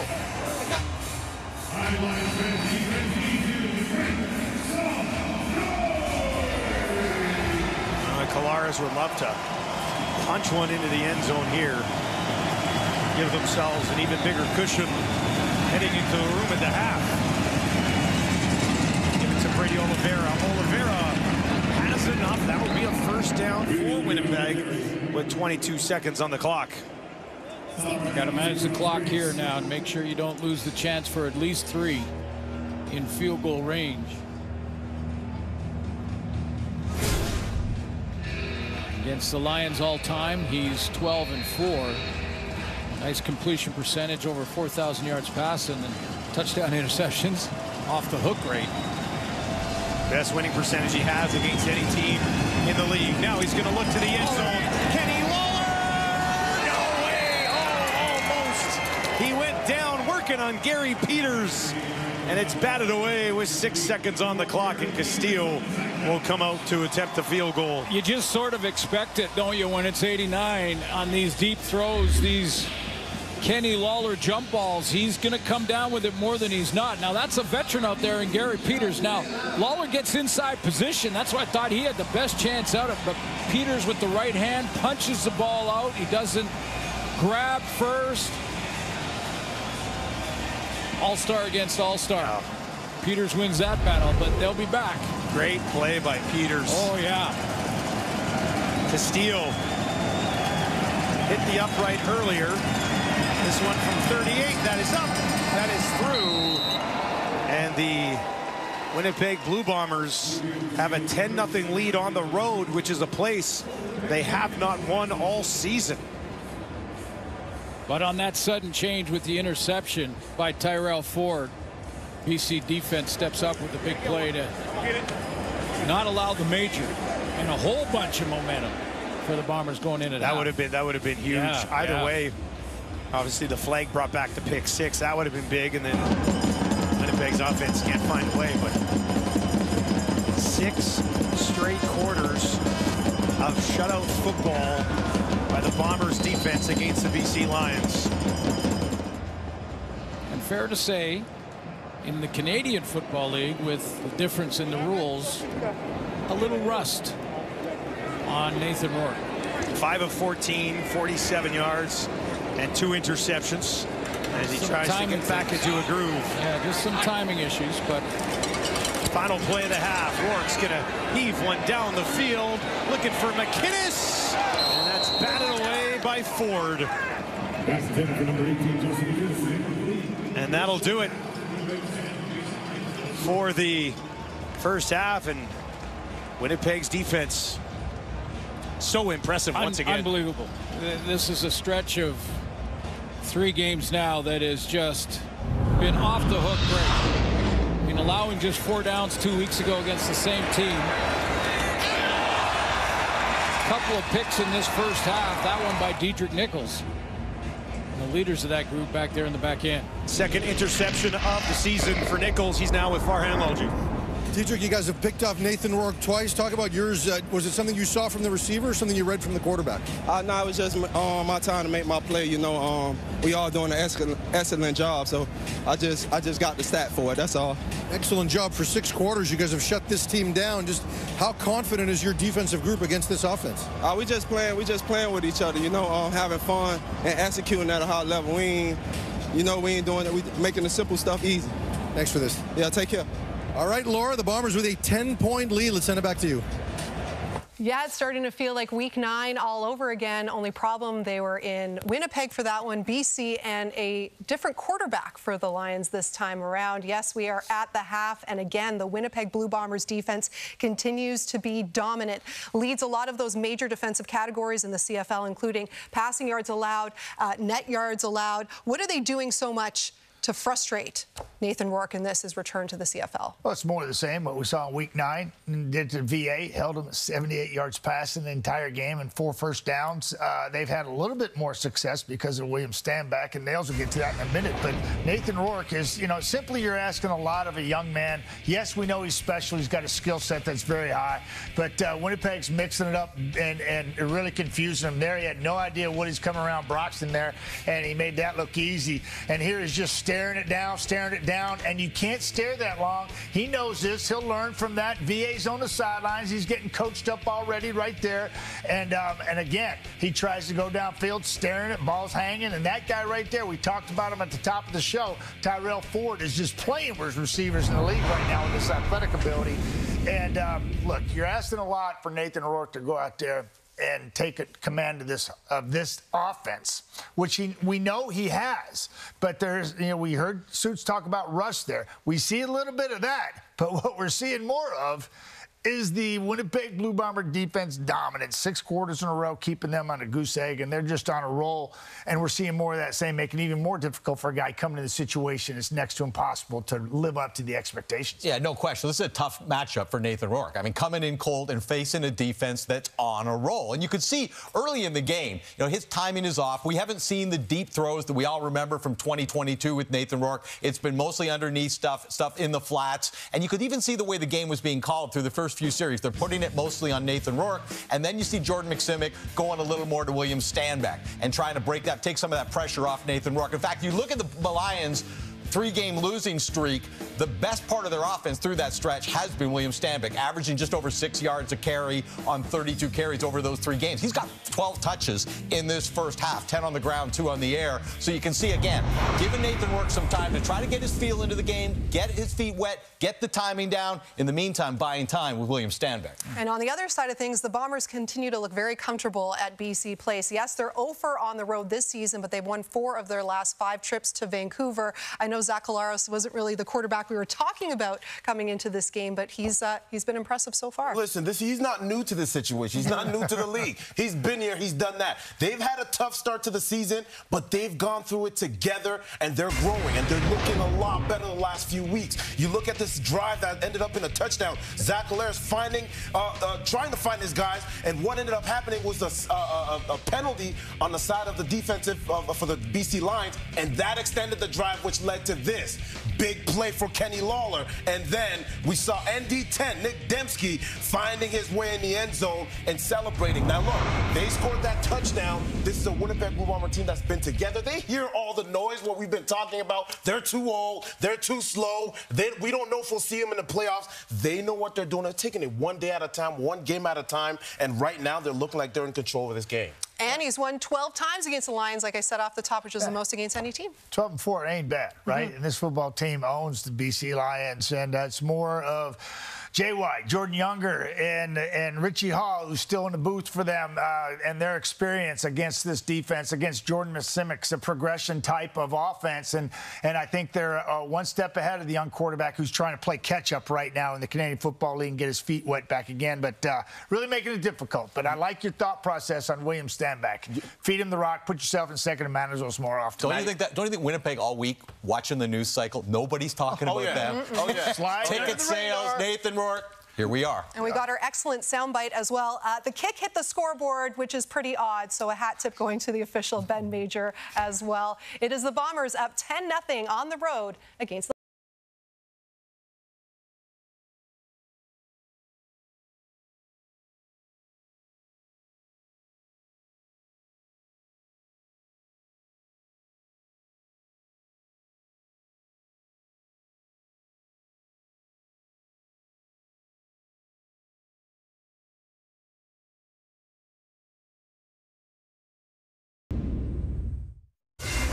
All right, let's get you caught up on some news out of Hamilton. According to our Farhan Lalji, Ticats have relieved defensive coordinator Mark Washington of his duties. The Ticats have allowed a league-worst 33.4 points per game this season, as former Elks head coach Chris Jones will now take over his first time with Hamilton in his CFL career. Receiver Luther Akunavanu and quarterback Taylor Powell were both discharged from hospital last night after receiving treatment for apparent head injuries. Akunavanu was carted off the field after a hit from Niles Morgan on the first play of scrimmage, and Powell, who was making his first start of the season, suffered a head injury midway through the first quarter after another hit by Morgan. The Ticats are back in action this Friday in Winnipeg. And some news out of Toronto as well, as the league has reinstated Argos quarterback Chad Kelly on a last chance agreement, providing he continues to meet a number of ongoing conditions. Kelly, who was suspended for a minimum of 9 games for violating the league's gender-based violence policy, was at Argos practice earlier today. He did not speak with the media, however, but did release the following statement, saying, "I am sorry for my actions and the impact it has had on many people personally, the Toronto Argonauts and the CFL. I recognize that this is just one step in the process of bettering myself, but it is an important one, and I'm committed to doing what is needed to be a better teammate, colleague, and person." So, yeah, a couple of Ontario teams front and center on this Sunday, Dave. Yeah, and the Chad Kelly, we don't know whether he's going to start on Thursday. I think there's a decent chance of that, given his familiarity with their struggles at quarterback. He will address the media on Tuesday. I think that's going to be an important step for him on this. But you know, from a football perspective, the Toronto Argonauts have kept their heads above water, you know, winning games with pick sixes and return TDs. They have not got spectacular quarterback play. When you look at adding Chad Kelly, if he can be some version of what he was last season, I think the Argonauts can really be a force in the East End. Absolutely. I mean, they had a 16-win season, 16 wins, which is unbelievable. And they are going to ask Chad Kelly to try and do just that, to bring it back in play. And he's going to have to get back into the locker room. There's been lots of distractions, and everybody's been talking about it, including in the locker room. And now there's leaders in the locker room in place. It's going to be about, okay, how do we now refocus on football and start to win games? But having stability at the quarterback position is extremely important. No question. And moving down the road just a little bit over in the Hammer, and oftentimes you're looking at teams and you're going like, what is going on with that football team? And with this move coming out today and Mark Washington being relieved of his duties and Chris Jones being hired, look, I hope it works out well for the Hamilton Tiger-Cats, but it speaks to the chaos and the dysfunction that was felt on that football team, which I think leads to a 2-8 record. And it often happens in football, and players try to be as professional as possible, but you know, when you got coaches and stuff and there's grief and there's players looking for guidance and people are like, what is going on? It affects the football team, speaks to the 2-8. I hope it works out for them. We know the Ticats will be taking on the Bombers on Friday, but Week 12 officially kicks off with the Riders and the Argos. The panel again will be on site at BMO Field. The CNE, the X is on in Toronto, so it should be a good show. Of course, we've got it for you here on TSN. So that's coming up on Thursday. But yeah, we're not done with Week 11 just yet. The Nathan Rourke Show has been a bit of a underwhelming display so far for the Lions, but we've got one more half of football still to come.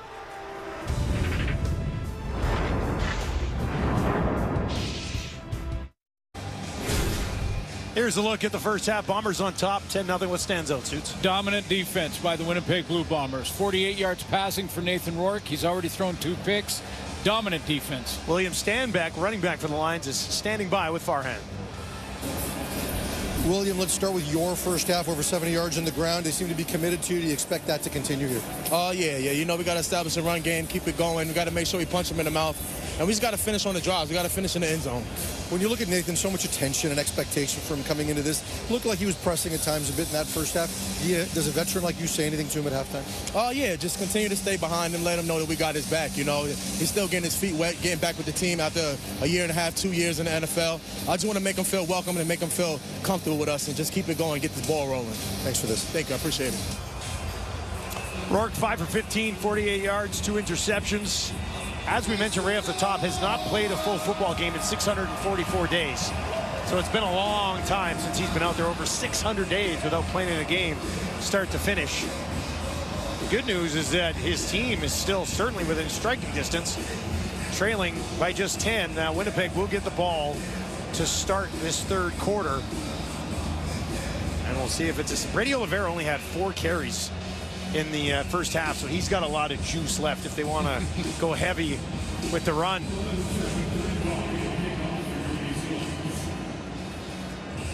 BC's lost 3 in a row, trying to avoid the 4-game slide and falling back to 500 on the season. Winnipeg, big uphill climb after their start. Augustine takes it, his first return of the game, and Augustine tripped up, falls just outside the 30. Here's a look at Zach Collaros in the first half. Well, Collaros played 8 games this year, and he said after hearing all the talk all week about Nathan Rourke and the quarterback for the BC Lions, he just went to work in his very first drive of the game, went 8 plays, 93 yards, over 4 minutes for the major. He found his #1 target in Nick Dembski. A couple times, that was the touchdown, and they got Lawler involved early as well. 54 yards for Lawler in the first half, 51 for Dembski. And they'll move him out to the right, wide open down the field. Ontario Wilson. And Wilson takes it all the way up to midfield. And a big strike early in the third quarter for Collaros and the Bombers. Well, they've got both Brady Oliveira and Augustine in the same backfield. There's Oliveira, there's Augustine, so they're going to now run with basically 2 Canadian backs, little play action to Augustine, Oliveira in the flat, and what do? Go backside to Wilson on the trailing. That's a good throw going against the grain for Collaros. Ryder Varga with the tackle. Oliveira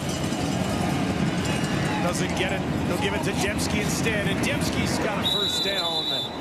And Winnipeg moving smoothly here to start the half. So many things that the Bombers can do offensively with misdirection. They got Dembski, who can run the fly sweep and has done that a ton of times, or push to the flat like he did on that play, off the play action of Brady Oliveira going the opposite direction.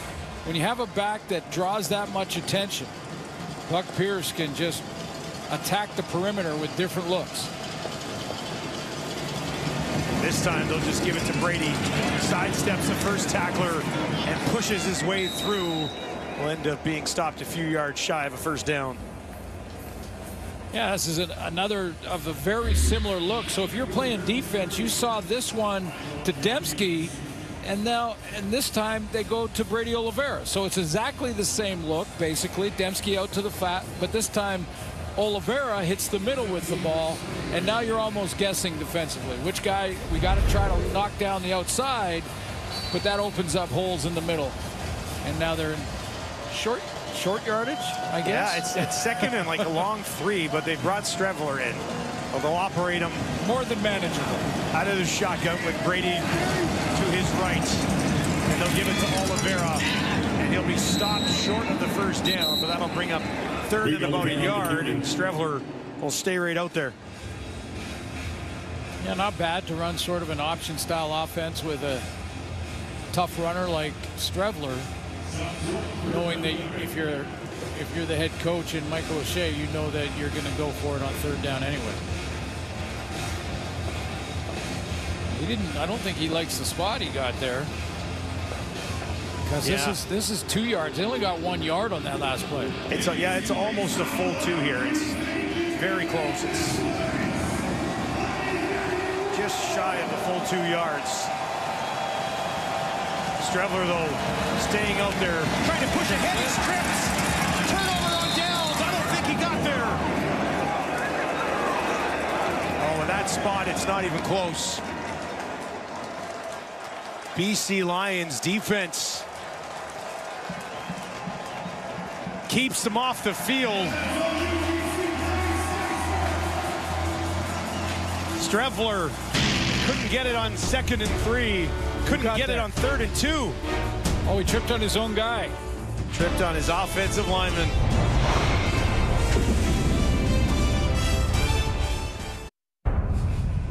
This is a short yardage play that they just got stopped on. That's Stanley Bryant in the middle. Gets a good takeoff, but watch the hesitation from Strevler.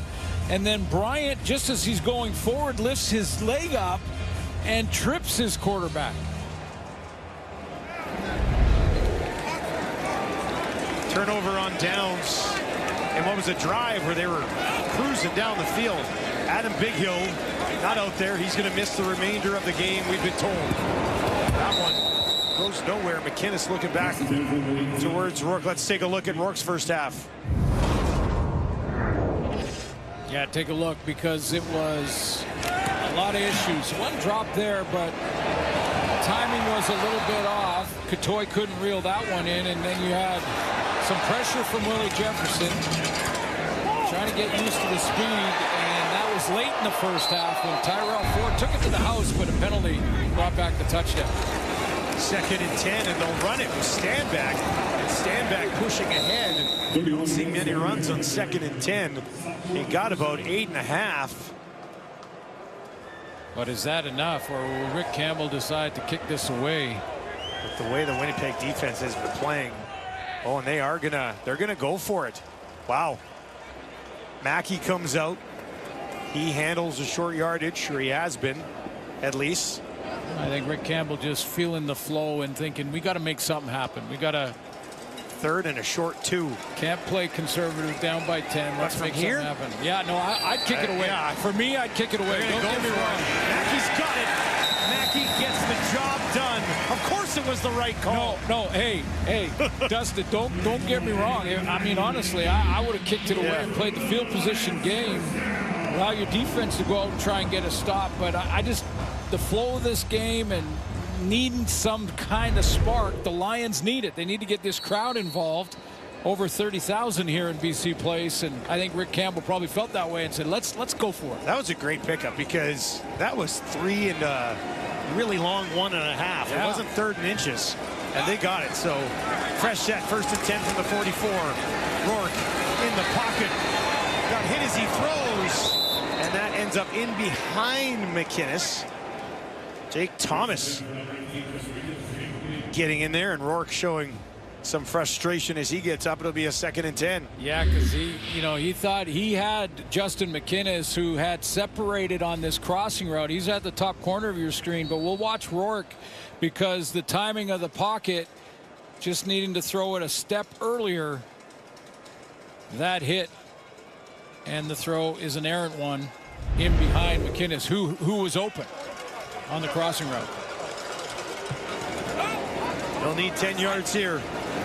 And they're going to run it with Stanback again. This time it goes absolutely nowhere. I think Tony Jones was kind of waiting for him there. Yeah, fooled me once, right? You know, if you're gonna run the ball on 2nd and 10 in the CFL, fool me once maybe, but not a second time. He was moving forward on the snap of the ball, playing the play. Tony Jones stepping in. So yeah, good job getting Third tackle Wilson, of the game for Jones. And BC will have to kick it away again. Flintoff hangs this one up there. Whitehead takes it far side. Cannot escape after a 46-yard kick from Flintoff. Collaros, Bombers on top. Rourke trying to find his way in his return.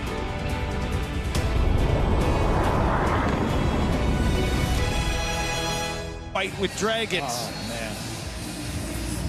Big time. You're following along, aren't you?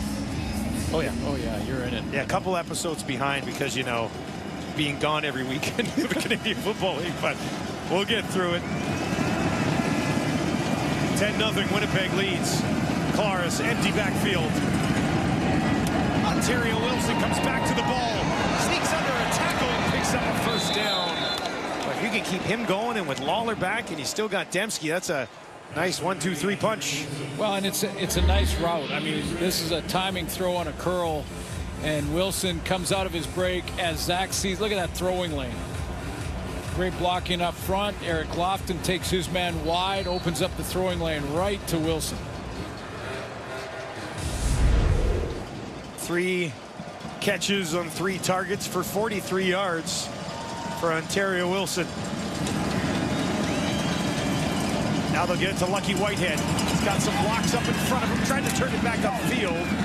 And he's crushed just shy of the 45, but that'll keep a defense honest. Mix him in there. Keeps him honest, but I also like that Lucky Whitehead, guys like Lucky want to use their speed, and they want to make people miss, and they want to, you know, throw as many moves as you can on tacklers. But Lucky is experienced enough to know sometimes you just got to lower your pad level and get what you can after that initial run. And he got about 3 or 4, then lowered his pad level, took some hits, and got another 2. Well, and kept that football secure as well. They'll move him over to the right this time. Claris with pressure, dumps it over the top, just enough on it. And he's able to find Kevin Clorsius. Second catch of the game for the big receiver. Late rush here, coming off the edge right here, and it gets right in Zach Claris's face. And he somehow just kind of jump throws this. He just gets up and gives it just enough to get there in front of Ely. Ace Ely almost has that, but a little jump throw, like a point guard. Zach is 3 for 3 on this drive. 225 yards through the air so far. That one just past Clorsius, was looking for him again. Ely was lurking around there, and that'll bring up 2nd and 10. Yeah, it was a great shot of Buck Pierce, the offensive coordinator. And I was thinking right when we looked at Buck Pierce, I was thinking, you know, you don't coach what Zach just did on that last play. When he had a guy right in his face, he jumps in the air, he just gets it to his receiver down the field in Wilson and gets him in a first down. And sometimes it's the play call and the scheme that gets it done, and sometimes it's just the quarterback's athleticism. And Claris find 10 more yards here. Lions are going to bring some heat. Zach down the field, dropping it in there for Dembski, and he's got it again. Working against Rugamba, but it didn't matter. In a bucket for Dembski from the hands of Zach Claris. Yeah, and it was good coverage from Rugamba, but the throw is just, you can't cover sometimes any better, and yet the throw beats you. I mean, he's right on that outside shoulder, but that throw pulled Dembski to the sideline, kept it away from Rugamba, and dropped it in that bucket. Look at, even his offensive line is impressed with that one. Hey, that was really good. Did you win the MLP twice? Yes. Yeah. Dembski's got 102 yards. That's his first 100-yard receiving game of the season. Bombers looking for more. Claris to Oliveira, almost intercepted off the fingertips of Oliveira, and Ely could not get underneath it. The last jump throw was to a receiver. This jump throw here was to a tailback. And tailback, not quite. I mean, Brady Oliveira is great out of the backfield, don't get me wrong, but a little high, hard for him to handle.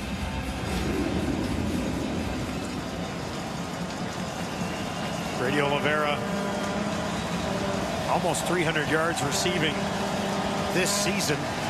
Over 600 on the ground. Has not scored a touchdown yet this year. Alex get it to Lucky. Whitehead, far side, near side rather. And he's taken down shy of the first down. But how shy is he? It's on the 11, the marker. He got right to the marker.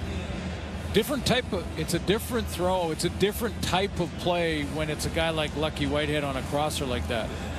You're throwing it about 3 or 4 yards, but you know he can make it happen after he gets the ball in his hands. Streveler in on a 3rd and 1. They came up short last time. Bumping into the feet of Stanley Bryant. A look to avoid that here. Needs a yard. Pushing it ahead, and he's got that yard. He'll take it down to the 10, and that'll be a first down for Winnipeg. No doubt there.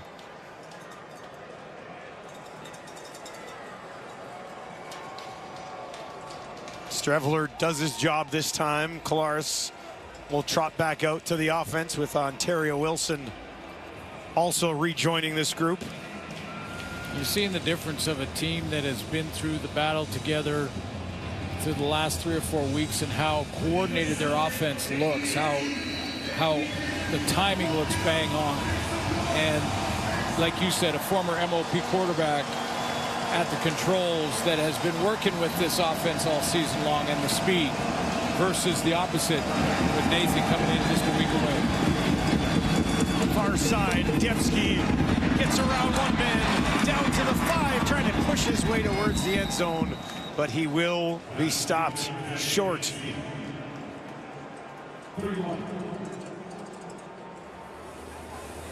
This time, Collaros had to change his ankle. It looked like Dembski's a little bit slow to get up. Dembski's the trailer here. Ace Ely gets right in the face of Collaros, who kind of throws it around Ely. That's what pulls Dembski back, but that also gives him a chance to make a move. Dembski is down on the field right now. They'll take a look at him. We'll step away. Bombers looking for more here. First rushing touchdown of the season. Dembski looks like he'll be okay. He walked off under his own power. Let's take a look. Is it Brady Oliveira time? Well, Streveler's in there right now as they work from the BC 3. Second and goal. Streveler looking for the end zone. Did not get it. Stopped just shy. Yeah, as soon as you go to empty, that takes any run threat from the tailback away. And yeah, off the left side, short of the goal line. They'll do it again. Streveler. 6 touchdowns on the season. Looking for his 7th. He's got it. Touchdown Winnipeg, and the Bombers go on top by 16 on the road here in Vancouver. On the 3rd and 2, he got tripped up by Stanley Bryant, and on these 2 plays, he went right behind Stanley Bryant both times. Said, don't worry about that one, let's go. He knows what he's got there at that left tackle spot. Of course, they loaded up with 2 extra O-linemen to the left of him, but he didn't let that one trip, that one time, deter him from going off that side. That was a 6-minute drive, 10 plays, 87 yards. Bombers over 25 minutes of possession in this game. BC just 16. And when they played a couple of weeks ago, it was almost 42 minutes of possession for Winnipeg. They're doing it again for the BC Lions. Streveler with the major for the visitors.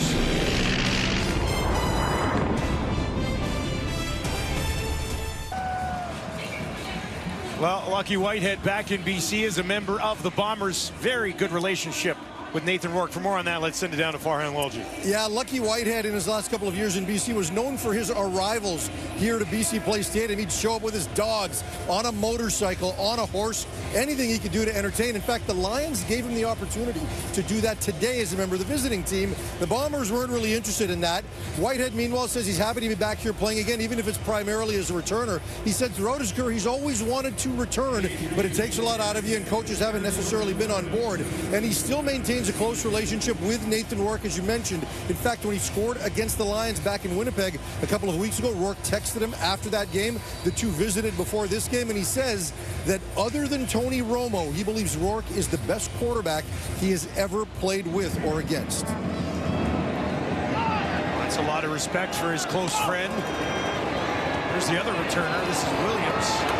And he is tripped up by Halleck. Yeah, I can guarantee you that head coach Michael O'Shea was not going to let Lucky Whitehead ride in on a horse or whatever else, a motorcycle or a Corvette or whatever he was thinking about doing.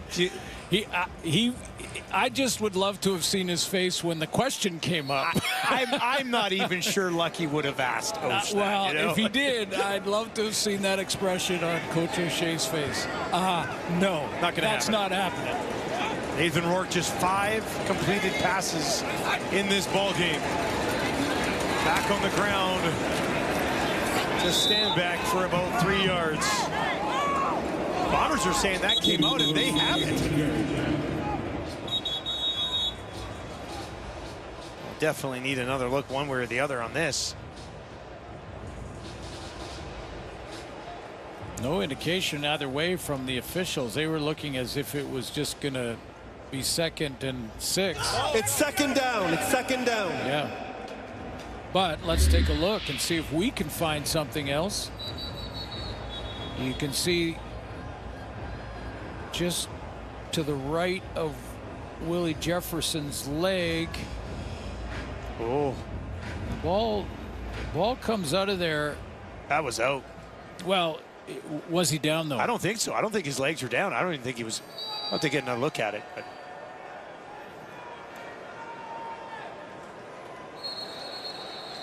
yeah, it's being blown down here. Well, Coach O'Shea is going to challenge after that replay. He thinks like you're thinking. I'm just looking at his knees. I'm not sure one way or another just yet, but now over the last 2 weeks there has been a reboot of the command center. Winnipeg is challenging the ruling on the last play. They believe the ball was out before the runner was down by contact. The play will be reviewed.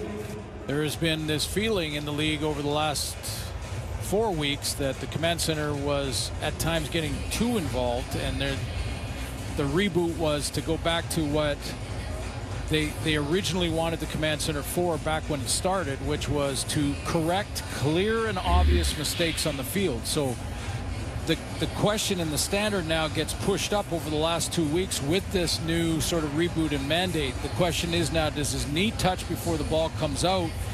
And whether or not you can see it. I mean, I'm not sure he can. I don't think his knees were on the ground. No, his knees were a good 8 inches off the ground. But yeah, who recovered it? We saw it come out, but who had it at the bottom? That's the.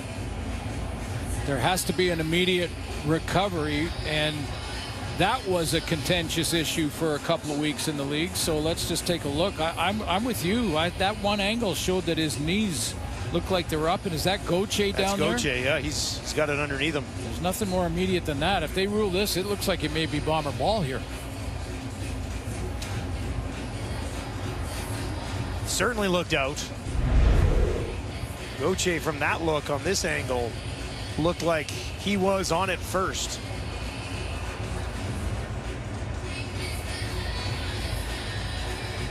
But we'll see. Bombers defense staying on the field, and the offense is coming back off.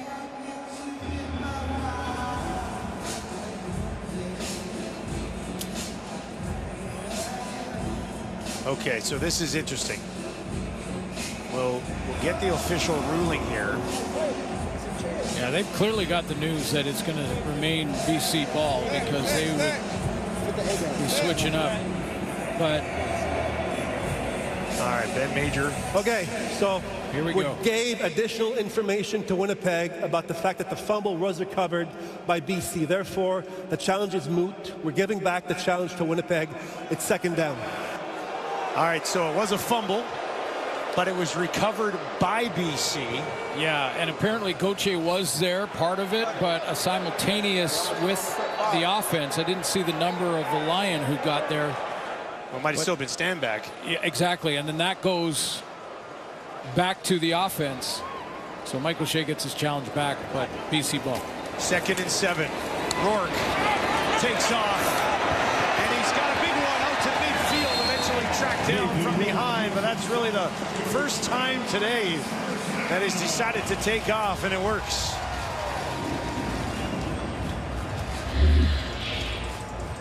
There's the pressure. This is what flushes him, number 5. Up the field in an inside move, and then gets up there, tries to look like he goes up to knock down a possible pass, and that's when Rourke escapes. Lions work from midfield. Down 17.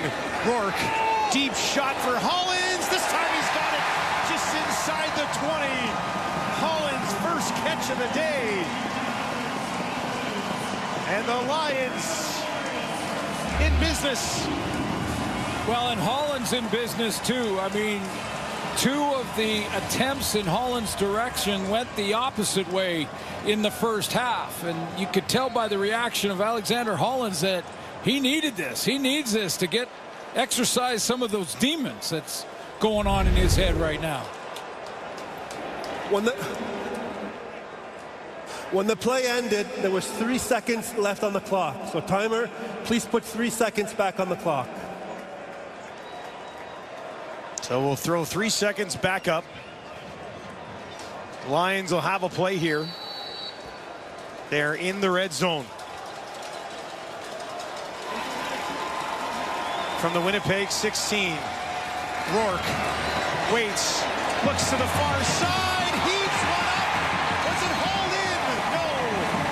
McInnes did not come down in bounds, they're saying. Take another look at it for you, because throw is outstanding to the outside shoulder of McInnes. He goes up and wins the jump ball. Does he come down? Just needs 1 foot in bounds. Up in the air, and no.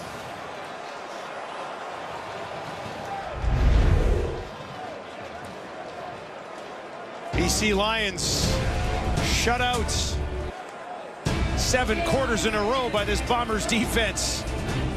Look like they're about to change that. Don't go anywhere. 4th quarter action coming up here at BC Place.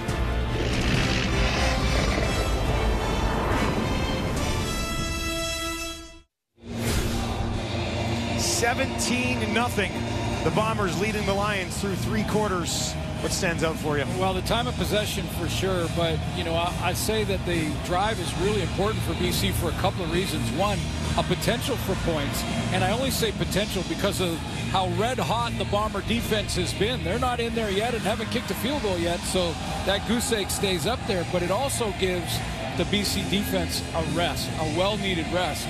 Rick Campbell talked to us about that this week, that he feels like his defense, and it works both ways. Offense stays on the field, gives your defense a rest. Defense gets a 2 and out. They get their own rest because they've earned it. So it works both ways. No, there was no blame there. It was just we're out there too long on defense, and that's one of our issues through this 3-game losing streak. Well, it would be tough to settle for 3 in this spot, down 17, but still lots of game to go. 2nd and 10 for Rourke. Empty backfield, 3 to the right, 3 to the left. Can he find anybody? Pressure coming from behind, in trouble and taken down. They get to Rourke. Haba back in the lineup. Has its first sack of the season. Yeah, Celestin Haba gets back in that rotation, and they're happy to have him back. He's going to come from the backside. I mean, he starts down here, and he's going to get up the field, get pushed past the pocket, but doesn't quit. Backside pressure, keep hustling, keep hustling. He's the first guy to make the tackle. Sean White has hit 45 in a row. Second most in professional football history, and that is up. And that is through. You can give him 46, and the BC Lions have scored points against the Winnipeg Blue Bombers. Yeah, I mean, that's, you know, potential points. Until they're done, they're not done. Not against this team. This is a red-hot defense right now over the last 3 weeks, 4 weeks. Bombers shutout streak went for 106 minutes and 5 seconds. Wow. And, you know, you could make an argument for the Montreal defense being the best in the league. I would say the Bomber defense right now is the hottest in the league. Scratch and claw for 3 points after 3 quarters. Well, now this BC defense has to get Winnipeg off the field and try to really build on the momentum that they may have possibly just got.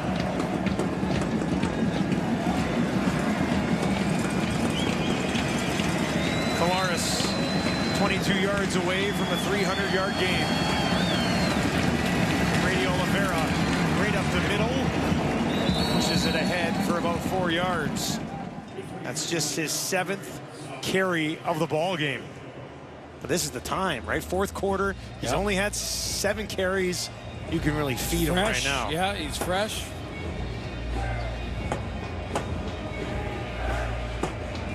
Second and medium here for Colares. A lot he can do with that misdirection stuff. What does Ryan Phillips have dialed up? Pressure or 3-man rush? Lions would love to get off the field here. Second and 6 for the Bombers. 3 options. Out to the right for Colares. Looks to the left. Throws to the left, and it's intercepted. Oh, boy, things just got interesting.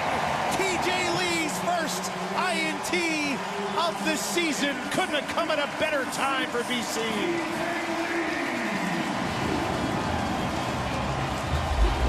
Needed something to go their way. The veteran TJ Lee steps inside and takes it away for the Lions.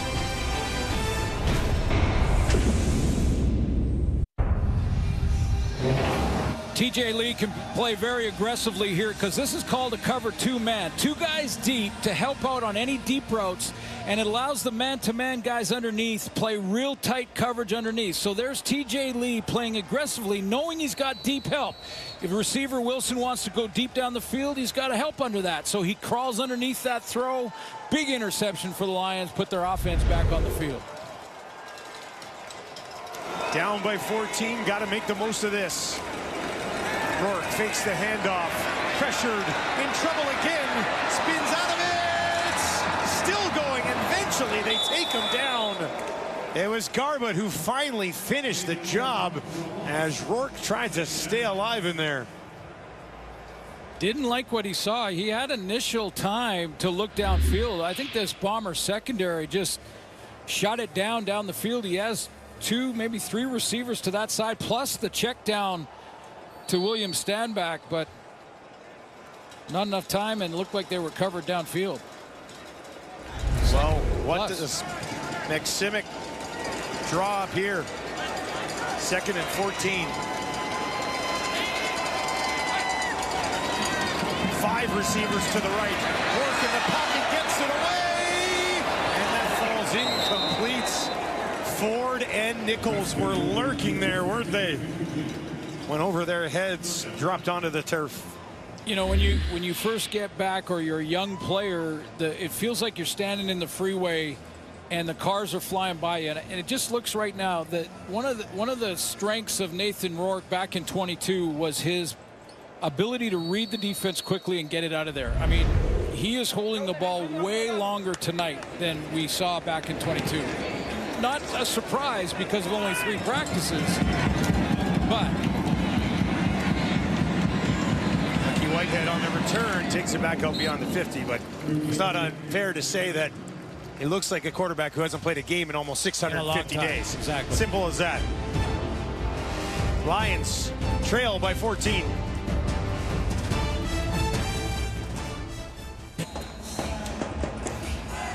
Winnipeg Blue Bombers, another chance to put together a game-sealing drive here, leading 17-3. They could take another 6, 7, 8 minutes off the clock.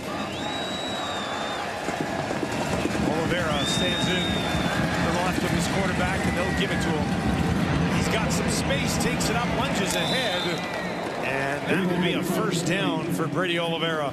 Nice balance from Brady Oliveira there. You know, when you think about what just happened, it just, again, another indication of just how well the Bomber defense is playing. I mean, an interception by TJ Lee after the field goal for the Lions to get some points on the board, and the defense basically says to Zach Collaros, no problem. It'll be a quick 2 and out, and we'll get you back on the field immediately. And that's exactly how that transpired.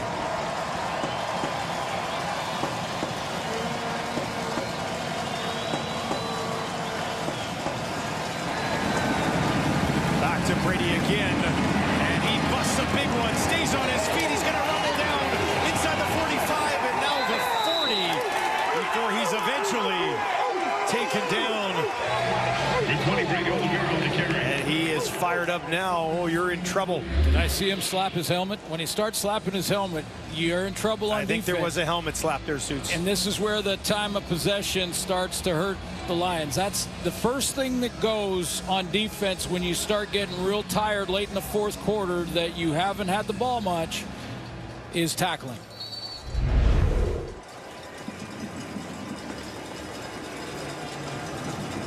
He's up to 76 yards on 9 carries.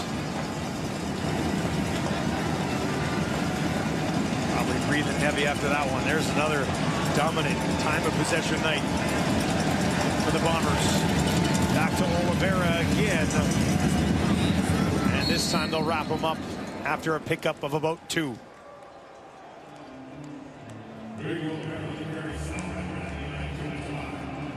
The clock ticks against the BC Lions.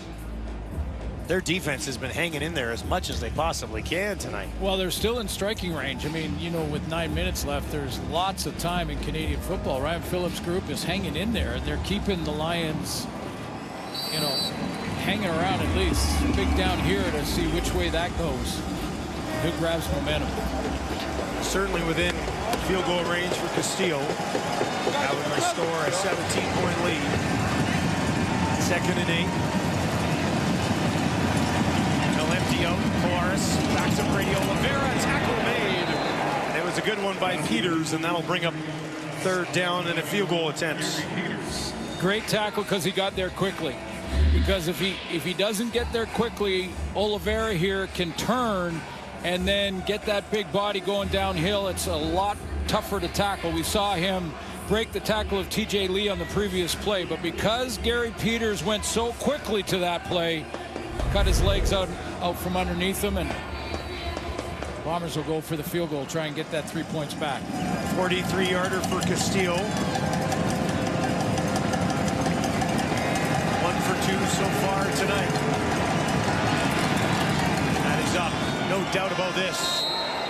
Right down the middle. It's a 3-possession ball game in favor of the Bombers. They continue to claw their way back up the West.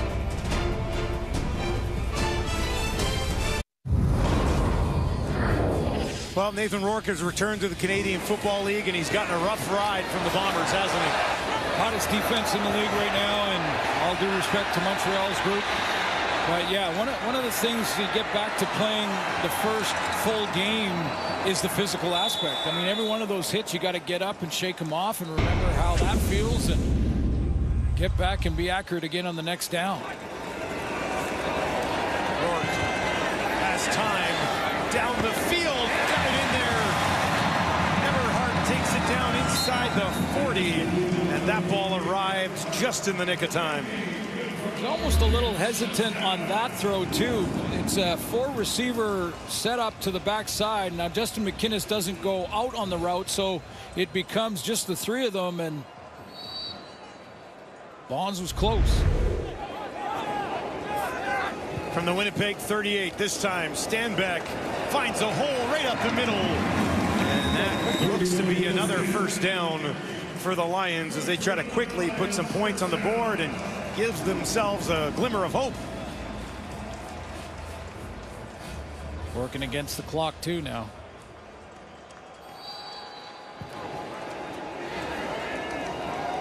Down to the Winnipeg 27. Stand back again. And wrapped up there quickly that time by Jamal Woods. Got about 2.5.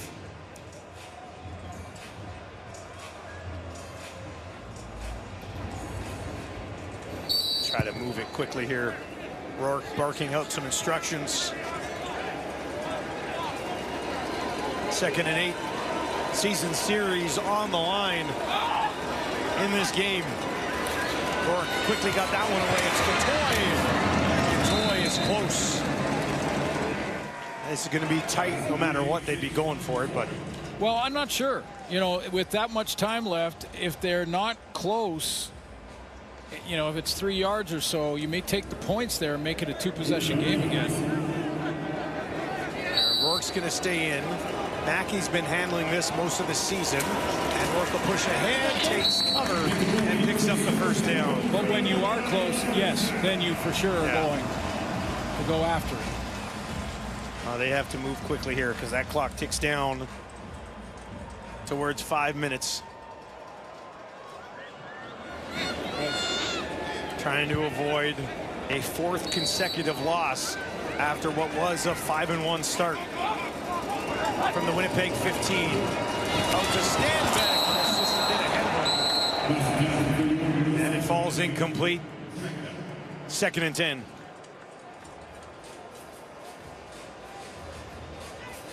And some blocking out front. That was basically a wide screen to Stanback more than anything. They had some blocking out front. He's limping himself back to the huddle. Stanback has 100 yards on 15 carries. That's a season high for him. Previously, it was 87.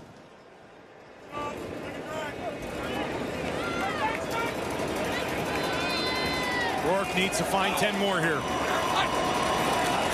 Bombers only pressure with 3. And Hatcher can't come up with it.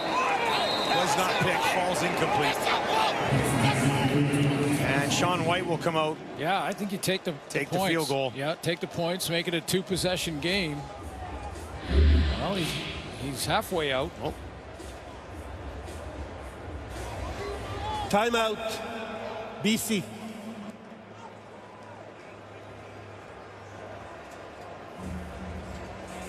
Rick Campbell calls the timeout. And Rourke will now stay out on the field. And they'll go for it on 3rd and 10. White had started to trot out there, then they call the timeout. And I guess they figure within striking distance here, try to put up 7 while you can when you're this close. Yeah, but we're not even at the 3-minute warning yet. We're going to 2-possession game. 4.5, yeah. All right, well, here we go.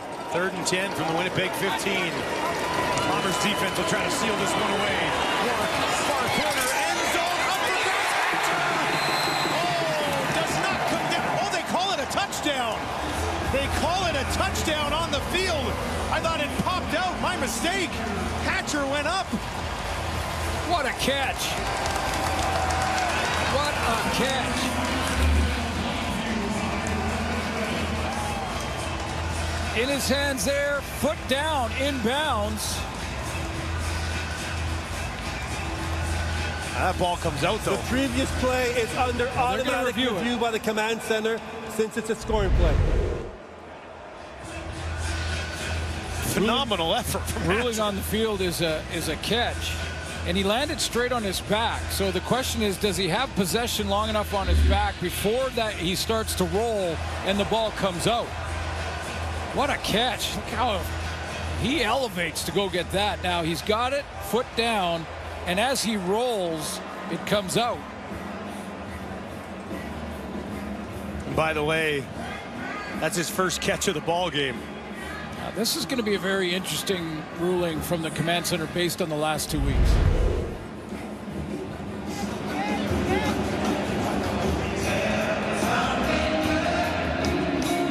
So he had it on his chest As his back hit down. Then it pops out.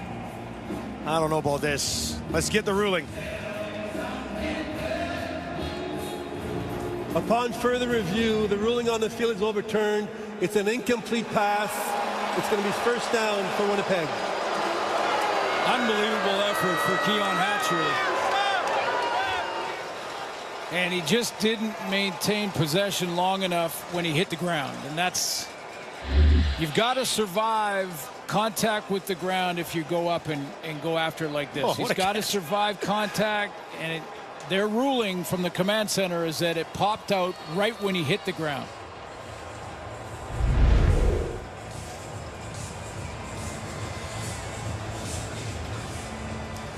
And based on that replay, it was a little tough to actually see that, but that was the ruling.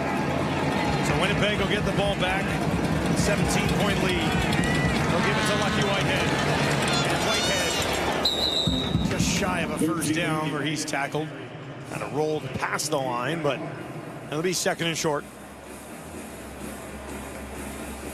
And Strevler trots out onto the field here.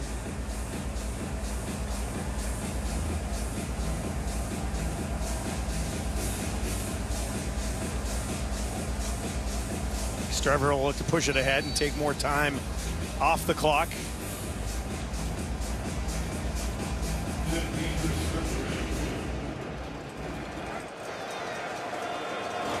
Winnipeg controlling the pace of this game pretty much the entire way. Strevler pushes ahead. He's got it out of the shotgun. Bombers struggled to start the year, beat the Red Blacks, beat the Stampeders, and just a thriller. That had trouble scoring against the Riders and the Argos, but have bounced back with what looks to be like back-to-back victories against the BC Lions. And that would push them to 4-6 on the season.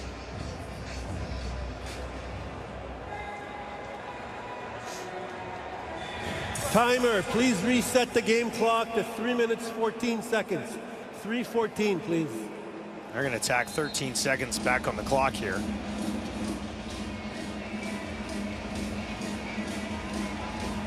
Kolaris is at 288 yards in this game.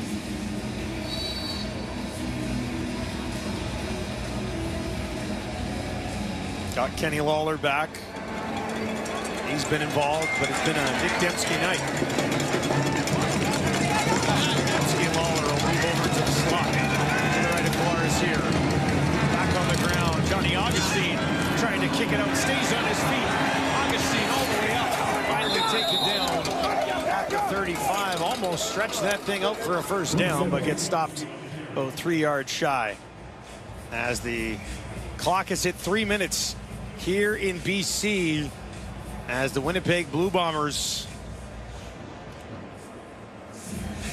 have come in and somewhat spoiled the party here on the return of Rourke.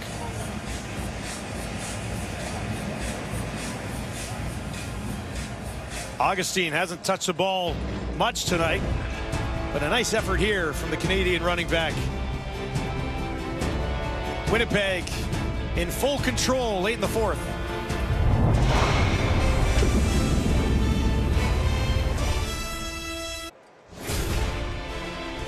Week 12 just around the corner in the Canadian Football League. We'll get us started with New York Fries. Thursday night football, Riders heading out to Toronto. Friday night football, Ticats and the Bombers. Lions, Red Blacks on Saturday, and then the red hot Edmonton Elks. Don't get to say that very often last half decade. But they'll take a 3-game winning streak to a very tough game against Montreal. New ownership. That's been the key all along. Should have sold the team years ago. 2nd and 1. Augustine picks up the first down. As the Bombers will just churn this clock down on the ground. And would love to do it just like that on the ground. Let's take a look at a milestone that their head coach is going to hit. They can keep this going. 100 wins. They finish it off tonight. That'll put him 5th on that list. Looks like they will. Also would be franchise win number 700. Joining Edmonton and Calgary.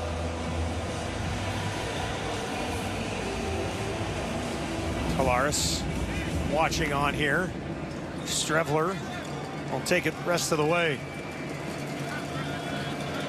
He's out here right now. He's got 2 options. Out to his right.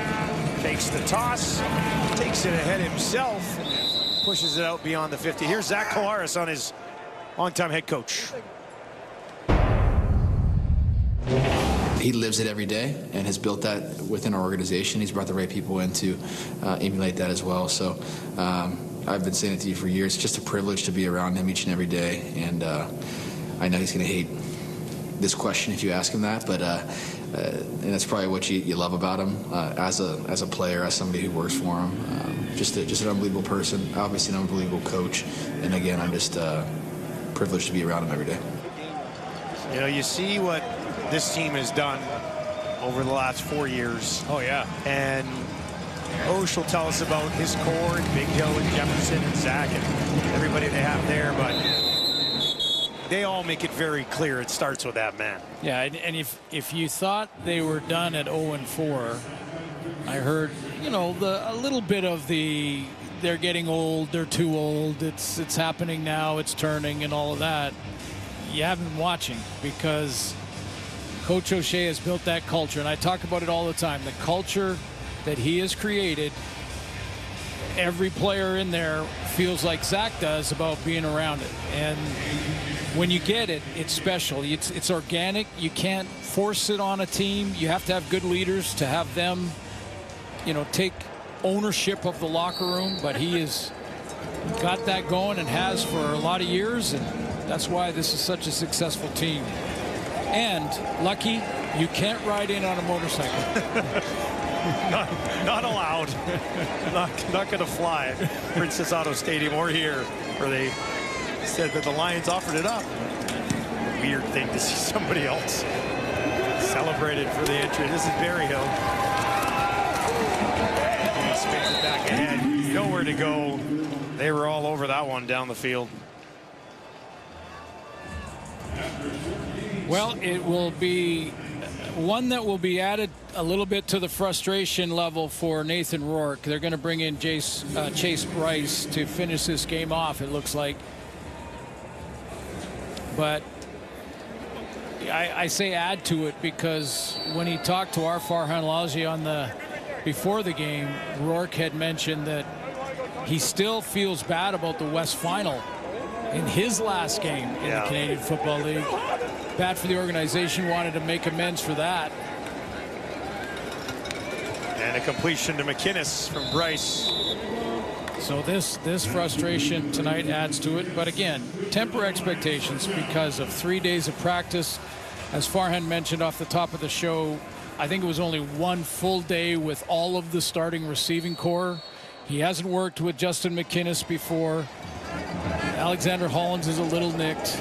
Well, he hasn't played a full football game in 644 days. And listen, we're not giving excuses for Nathan Rourke. What we're saying is you put anybody in that situation, it's going to be tough. And then you add the fact that this is the hottest defense in the league right now that is really playing shutout football. I mean, if it means anything for Rourke, prior to VA's injury in the other shutout, or in the shutout game, he only had like 87 yards through 3.5 quarters. Exactly. So, and that was a guy who was coming in that game as a front runner for MOP. So this is down the field. Hatcher gets popped by Brandon Alexander.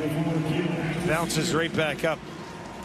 It's been a quiet season for Brandon Alexander, but don't ever think that he won't bring it here on an inside route. And good for him to turn and make sure he's gets his head out of it, leads with his shoulder. That's a big hit. Bryce has come in and put together a string of completions to get the Lions down to the 45. Of course, time ticks down.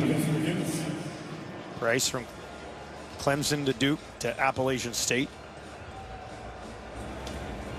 Rourke back from the NFL and will have more time to get settled in.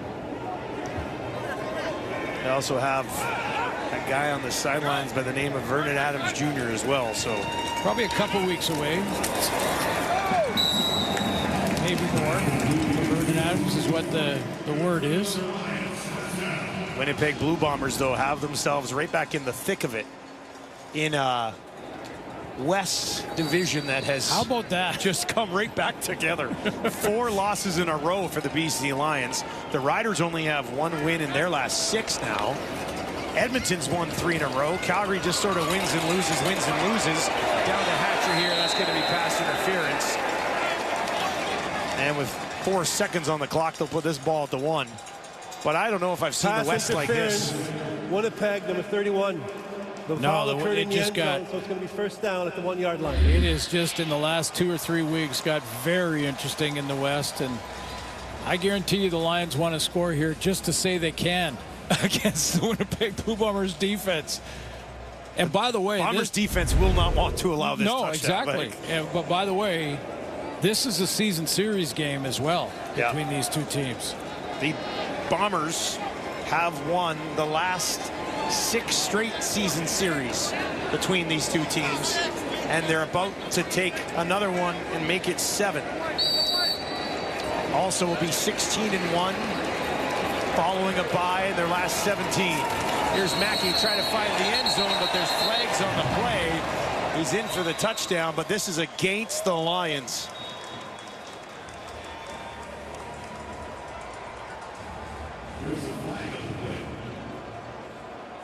Before the play went off, Winnipeg called a timeout. Oh, Winnipeg calls a timeout. And a round of boos from more than 30,000 here at BC Place. Yeah, but their head coach, their head coach played defense. He knows his defense is hot, and he doesn't want to let them score either. 2 seconds left or not. Well, now it gets back to 4, but.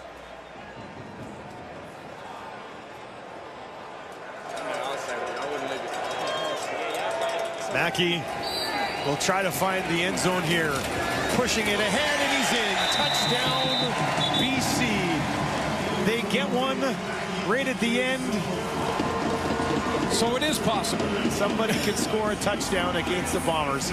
All it takes is a prevent defense for the final 60 seconds. A flag in the end zone that brought the ball 40 yards up the field.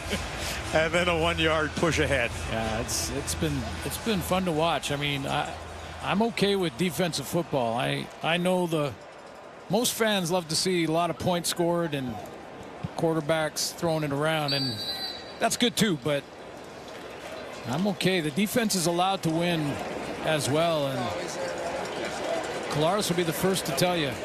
Interview guys on the defense after the game, because they're the ones that are winning games for us. Price tacks on 2 more to Javon Catoy, and 20-11 will be your final.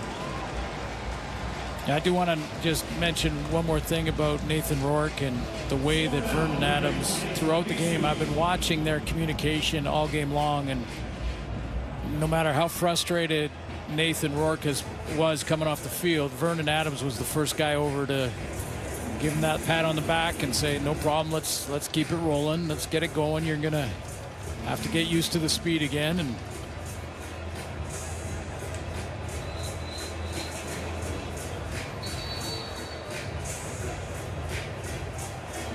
BC Lions, no matter who's at quarterback, will have to find a way out of this slide.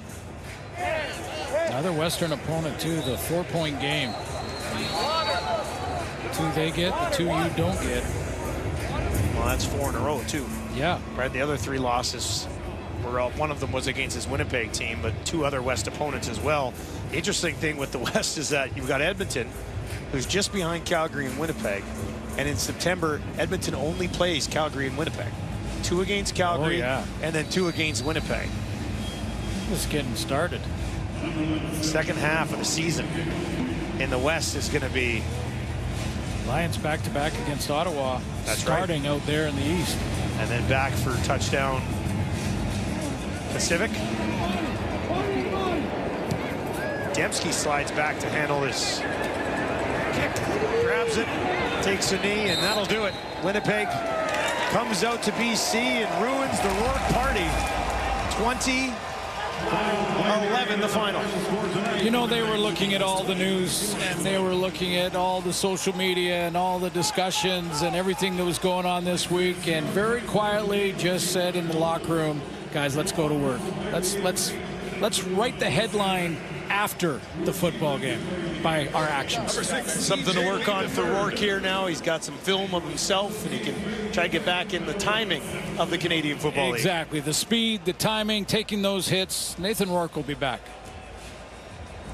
BC Lions have now lost 4 in a row, and after starting the season 5-1, now find themselves at 500. They lose the season series to the Bombers, who are just 2 points back in the West. Winnipeg's defense does it again. Dominant from start to finish. Michael Shea picks up his 100th career victory as the head coach of the Winnipeg Blue Bombers. Bombers beat the Lions twice in a row and appear to be back. 20-11 the final. That'll do it from BC Place.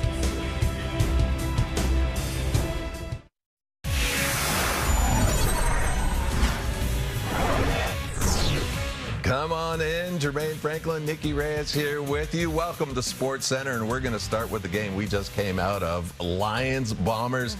And everybody had high expectations for Nathan Rourke. It was coming back to the league. However, he did try and temper expectations during the week, Nikki, and for good reason, not to mention the fact that the Bombers' defense is outstanding. Yeah, absolutely. But he's somewhat of a hometown kid, right? So there's over 30,000 in attendance to see him and what he can do. It's been quite the week for Nathan Rourke. He was released by the Falcons last Sunday, then signed with BC 2 days later. Had just 3 practices with the team and now making his first start in almost 2 years. A tough start to this one for Rourke, though. Down 7-0 in the first. He drops back and gets sacked by Willie Jefferson. Jefferson gives Rourke a welcome back moment with the sack, but had to issue a quick apology. As he gets there for his 5th down. Happy birthday, Grandma. I'm sorry I missed your birthday. You say I'm here working. Rourke's struggles continued in the second. This pass almost picked off by Terrell Ford just through his hands. Rourke catches a fortunate break on that one there, but on the very next play, he wouldn't be so lucky. Drops back and throws it right to Dietrich Nichols. Hangs on to this one. Rourke throws his first pick in his return to the CFL. And it got worse later in the quarter. Final minute of the half, and Rourke has his pass picked off by Ford. He's going to take this one to the house. Though there was a holding penalty on the return, so no touchdown, but the pick stands. Rourke completed just 5 of his 15 passes in the first half. Lions down 10-0 at the break. To the second half now, still 10-0. And the 2-time MOP showing Rourke how it is done. Airs this one out for Nick Dembski. Good for 37 yards.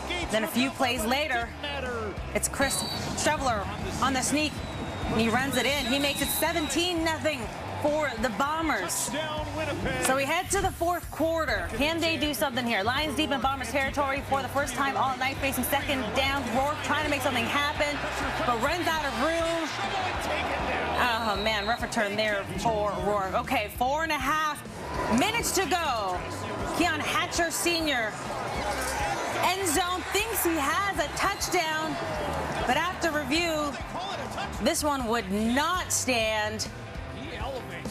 Yeah, you got to withstand the contact. Got to withstand the contact. BC would rush in a late one, but too little, too late as they fall to the Blue Bombers. 20-11. The final in this one. So Winnipeg takes 2 of the 3 meetings over the Lions this season. The Bombers have won 5 of their last 6 meetings at BC Place. 3 of Nathan Rourke's 4 career losses have come against Winnipeg.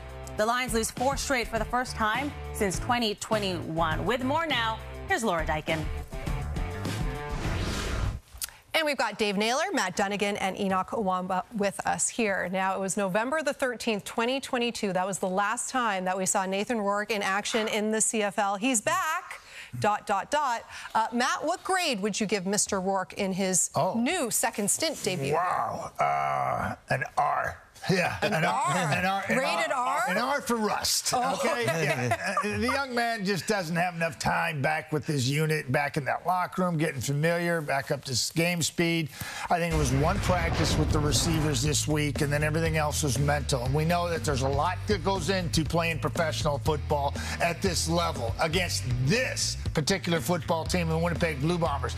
They were tired of the noise. They were tired of the hype. And before this game even started, they had their jaws set, and like they have in several weeks of playing football, great, top-notch, shut down defensive football. And the Winnipeg Blue Bombers simply went out there and imposed their will again on the Lions 2 times over the last 3 weeks. It was a heck of a performance, and Zach Collaros did enough.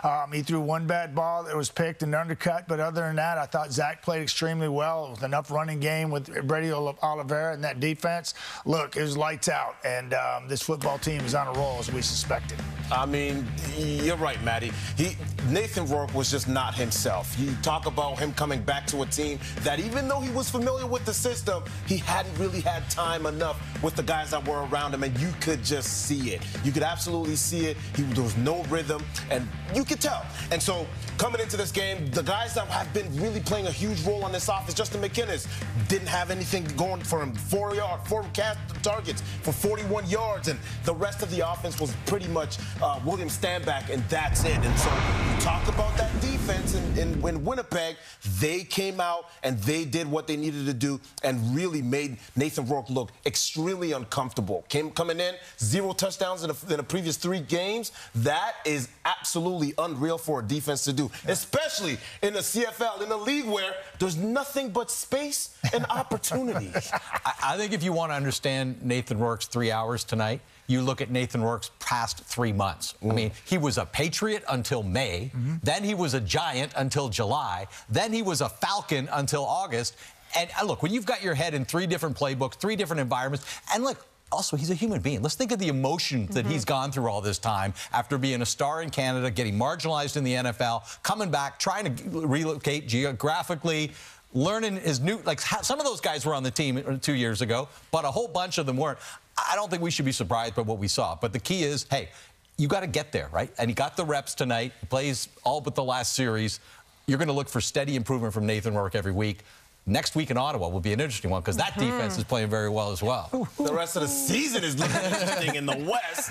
Amazing. Hey, but a lot of hype for a reason, because this kid is special, and he just a slow start tonight against a very powerful defense. Saw a couple milestones made on this Sunday as well. Number 700, 700th win for the Bombers, the 3rd team in the CFL to do that, as well as GM Kyle Walters, head coach Mike O'Shea, their 100th win together as a duo. They are the first GM head coach combination to do that.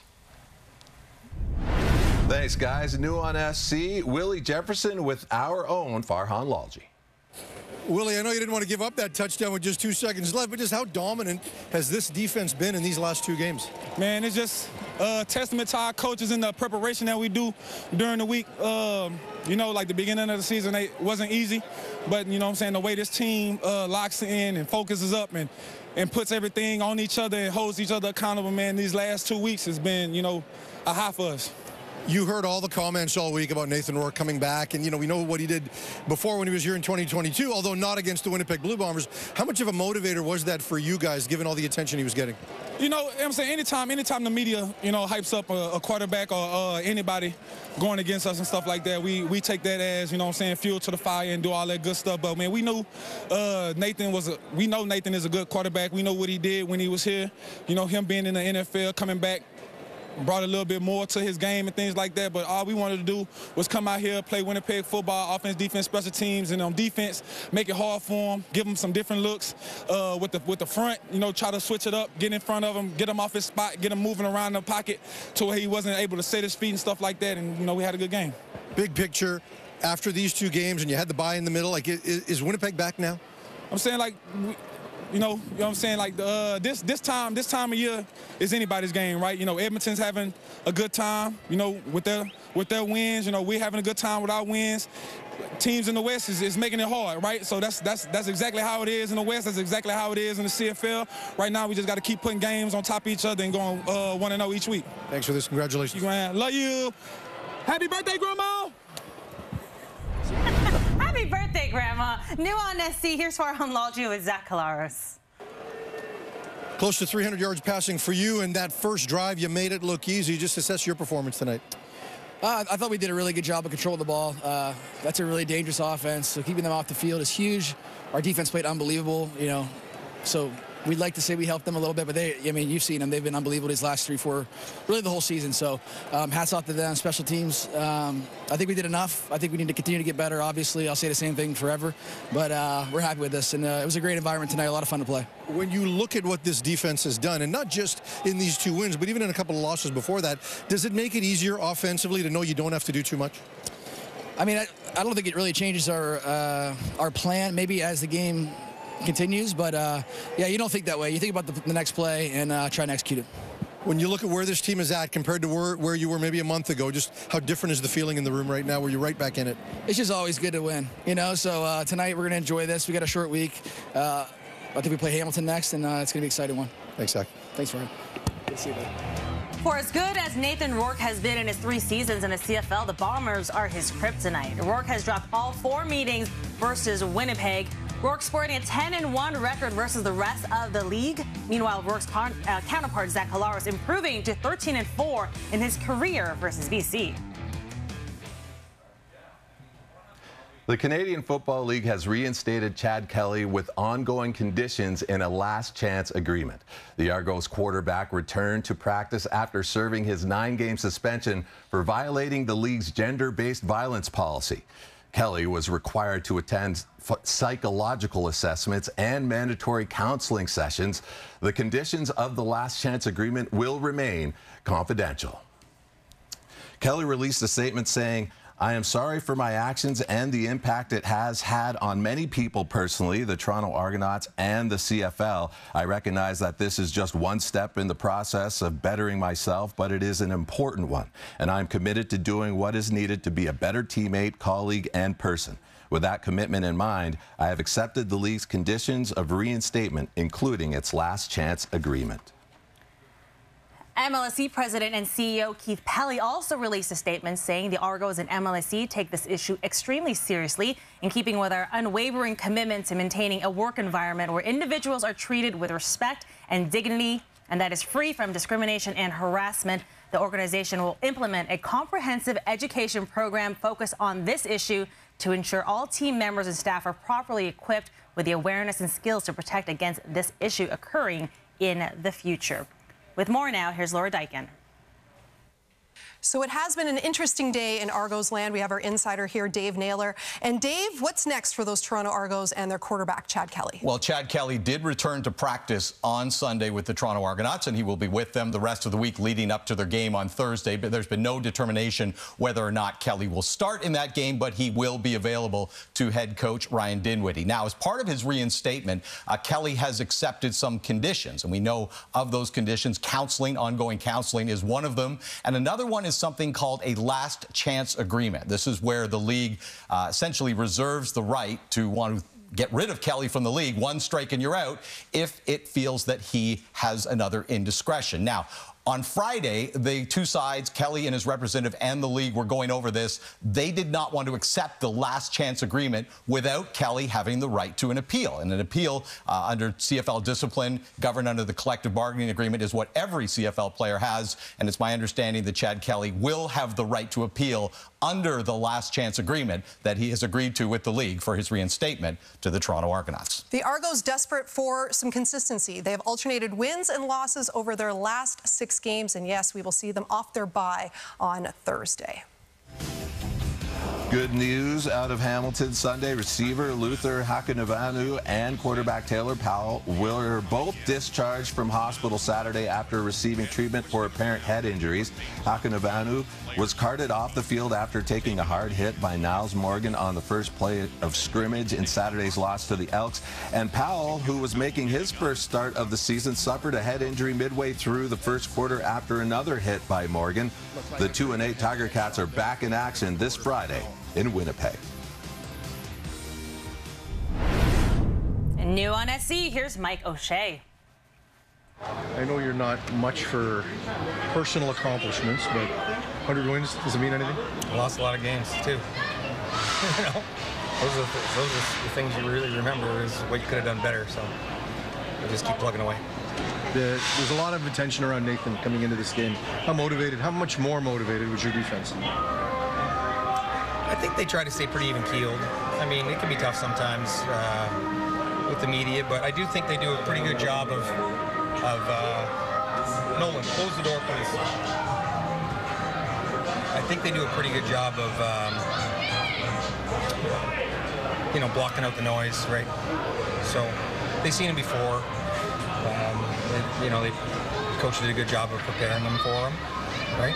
So I don't know. I don't know that it was extra motivation. That's a good question for them. I would assume not, but maybe. The strong performance by your defense. What can you say about this group in tonight's effort? Yeah, I mean, this is I believe this is what we hoped for and worked toward. I think they've done a good job together.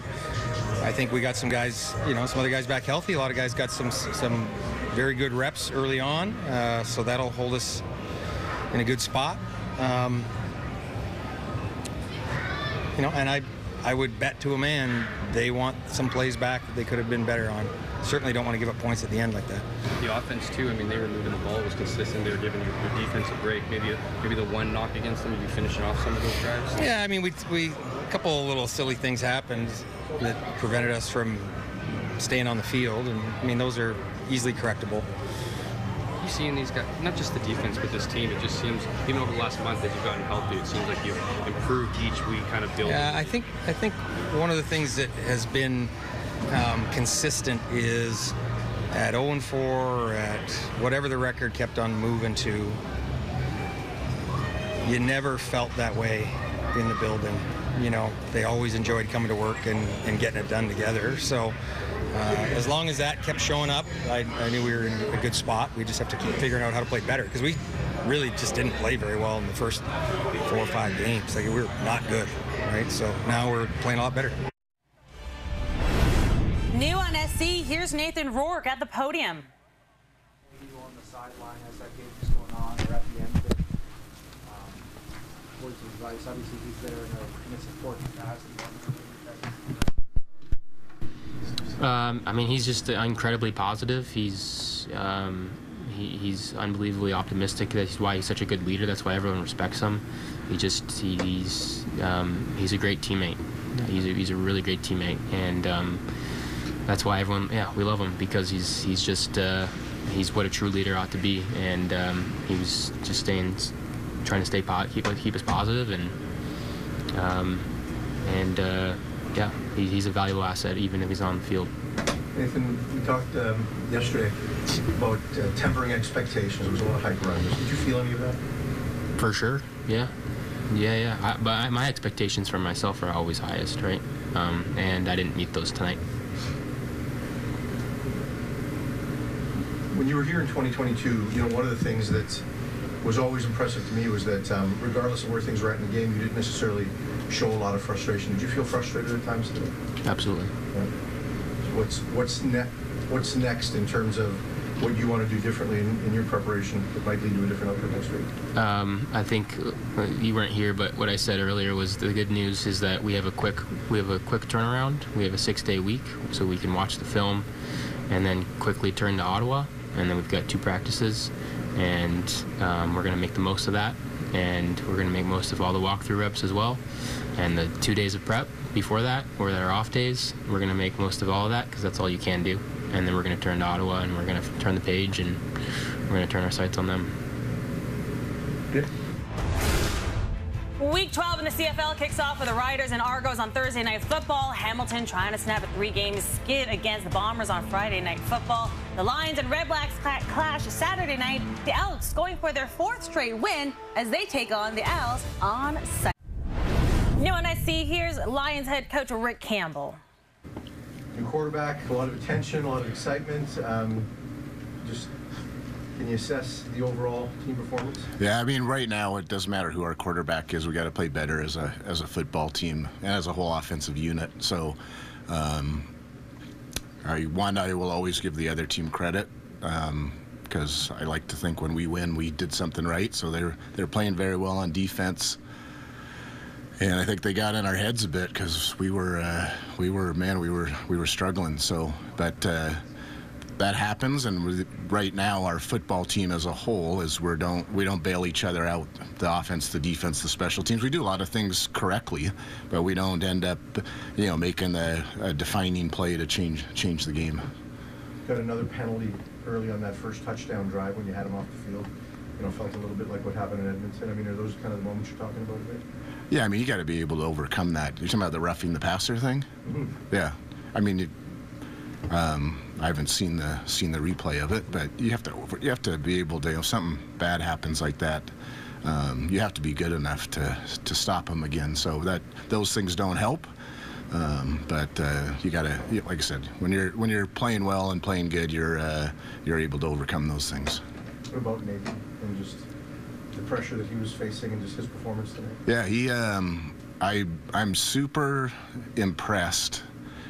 I don't know how he does it. I know he won't ever say this, and I'm not making excuses for him, but the guy, I don't know how he flew across the country and switched from 4-down football to 3-down football and a new playbook and all that, and his work ethic and his intentions are through the roof, and he'll just continue to get better and more comfortable as he gets back in the swing of the CFL game. For as good as Nathan Rourke has been in his 3 seasons in the CFL, the Bombers are his kryptonite. Rourke has dropped all 4 meetings versus Winnipeg, regular season and playoffs. Rourke sporting a 10-1 record versus the rest of the league. Meanwhile, Rourke's counterpart Zach Collaros improving to 13-4 in his career versus BC.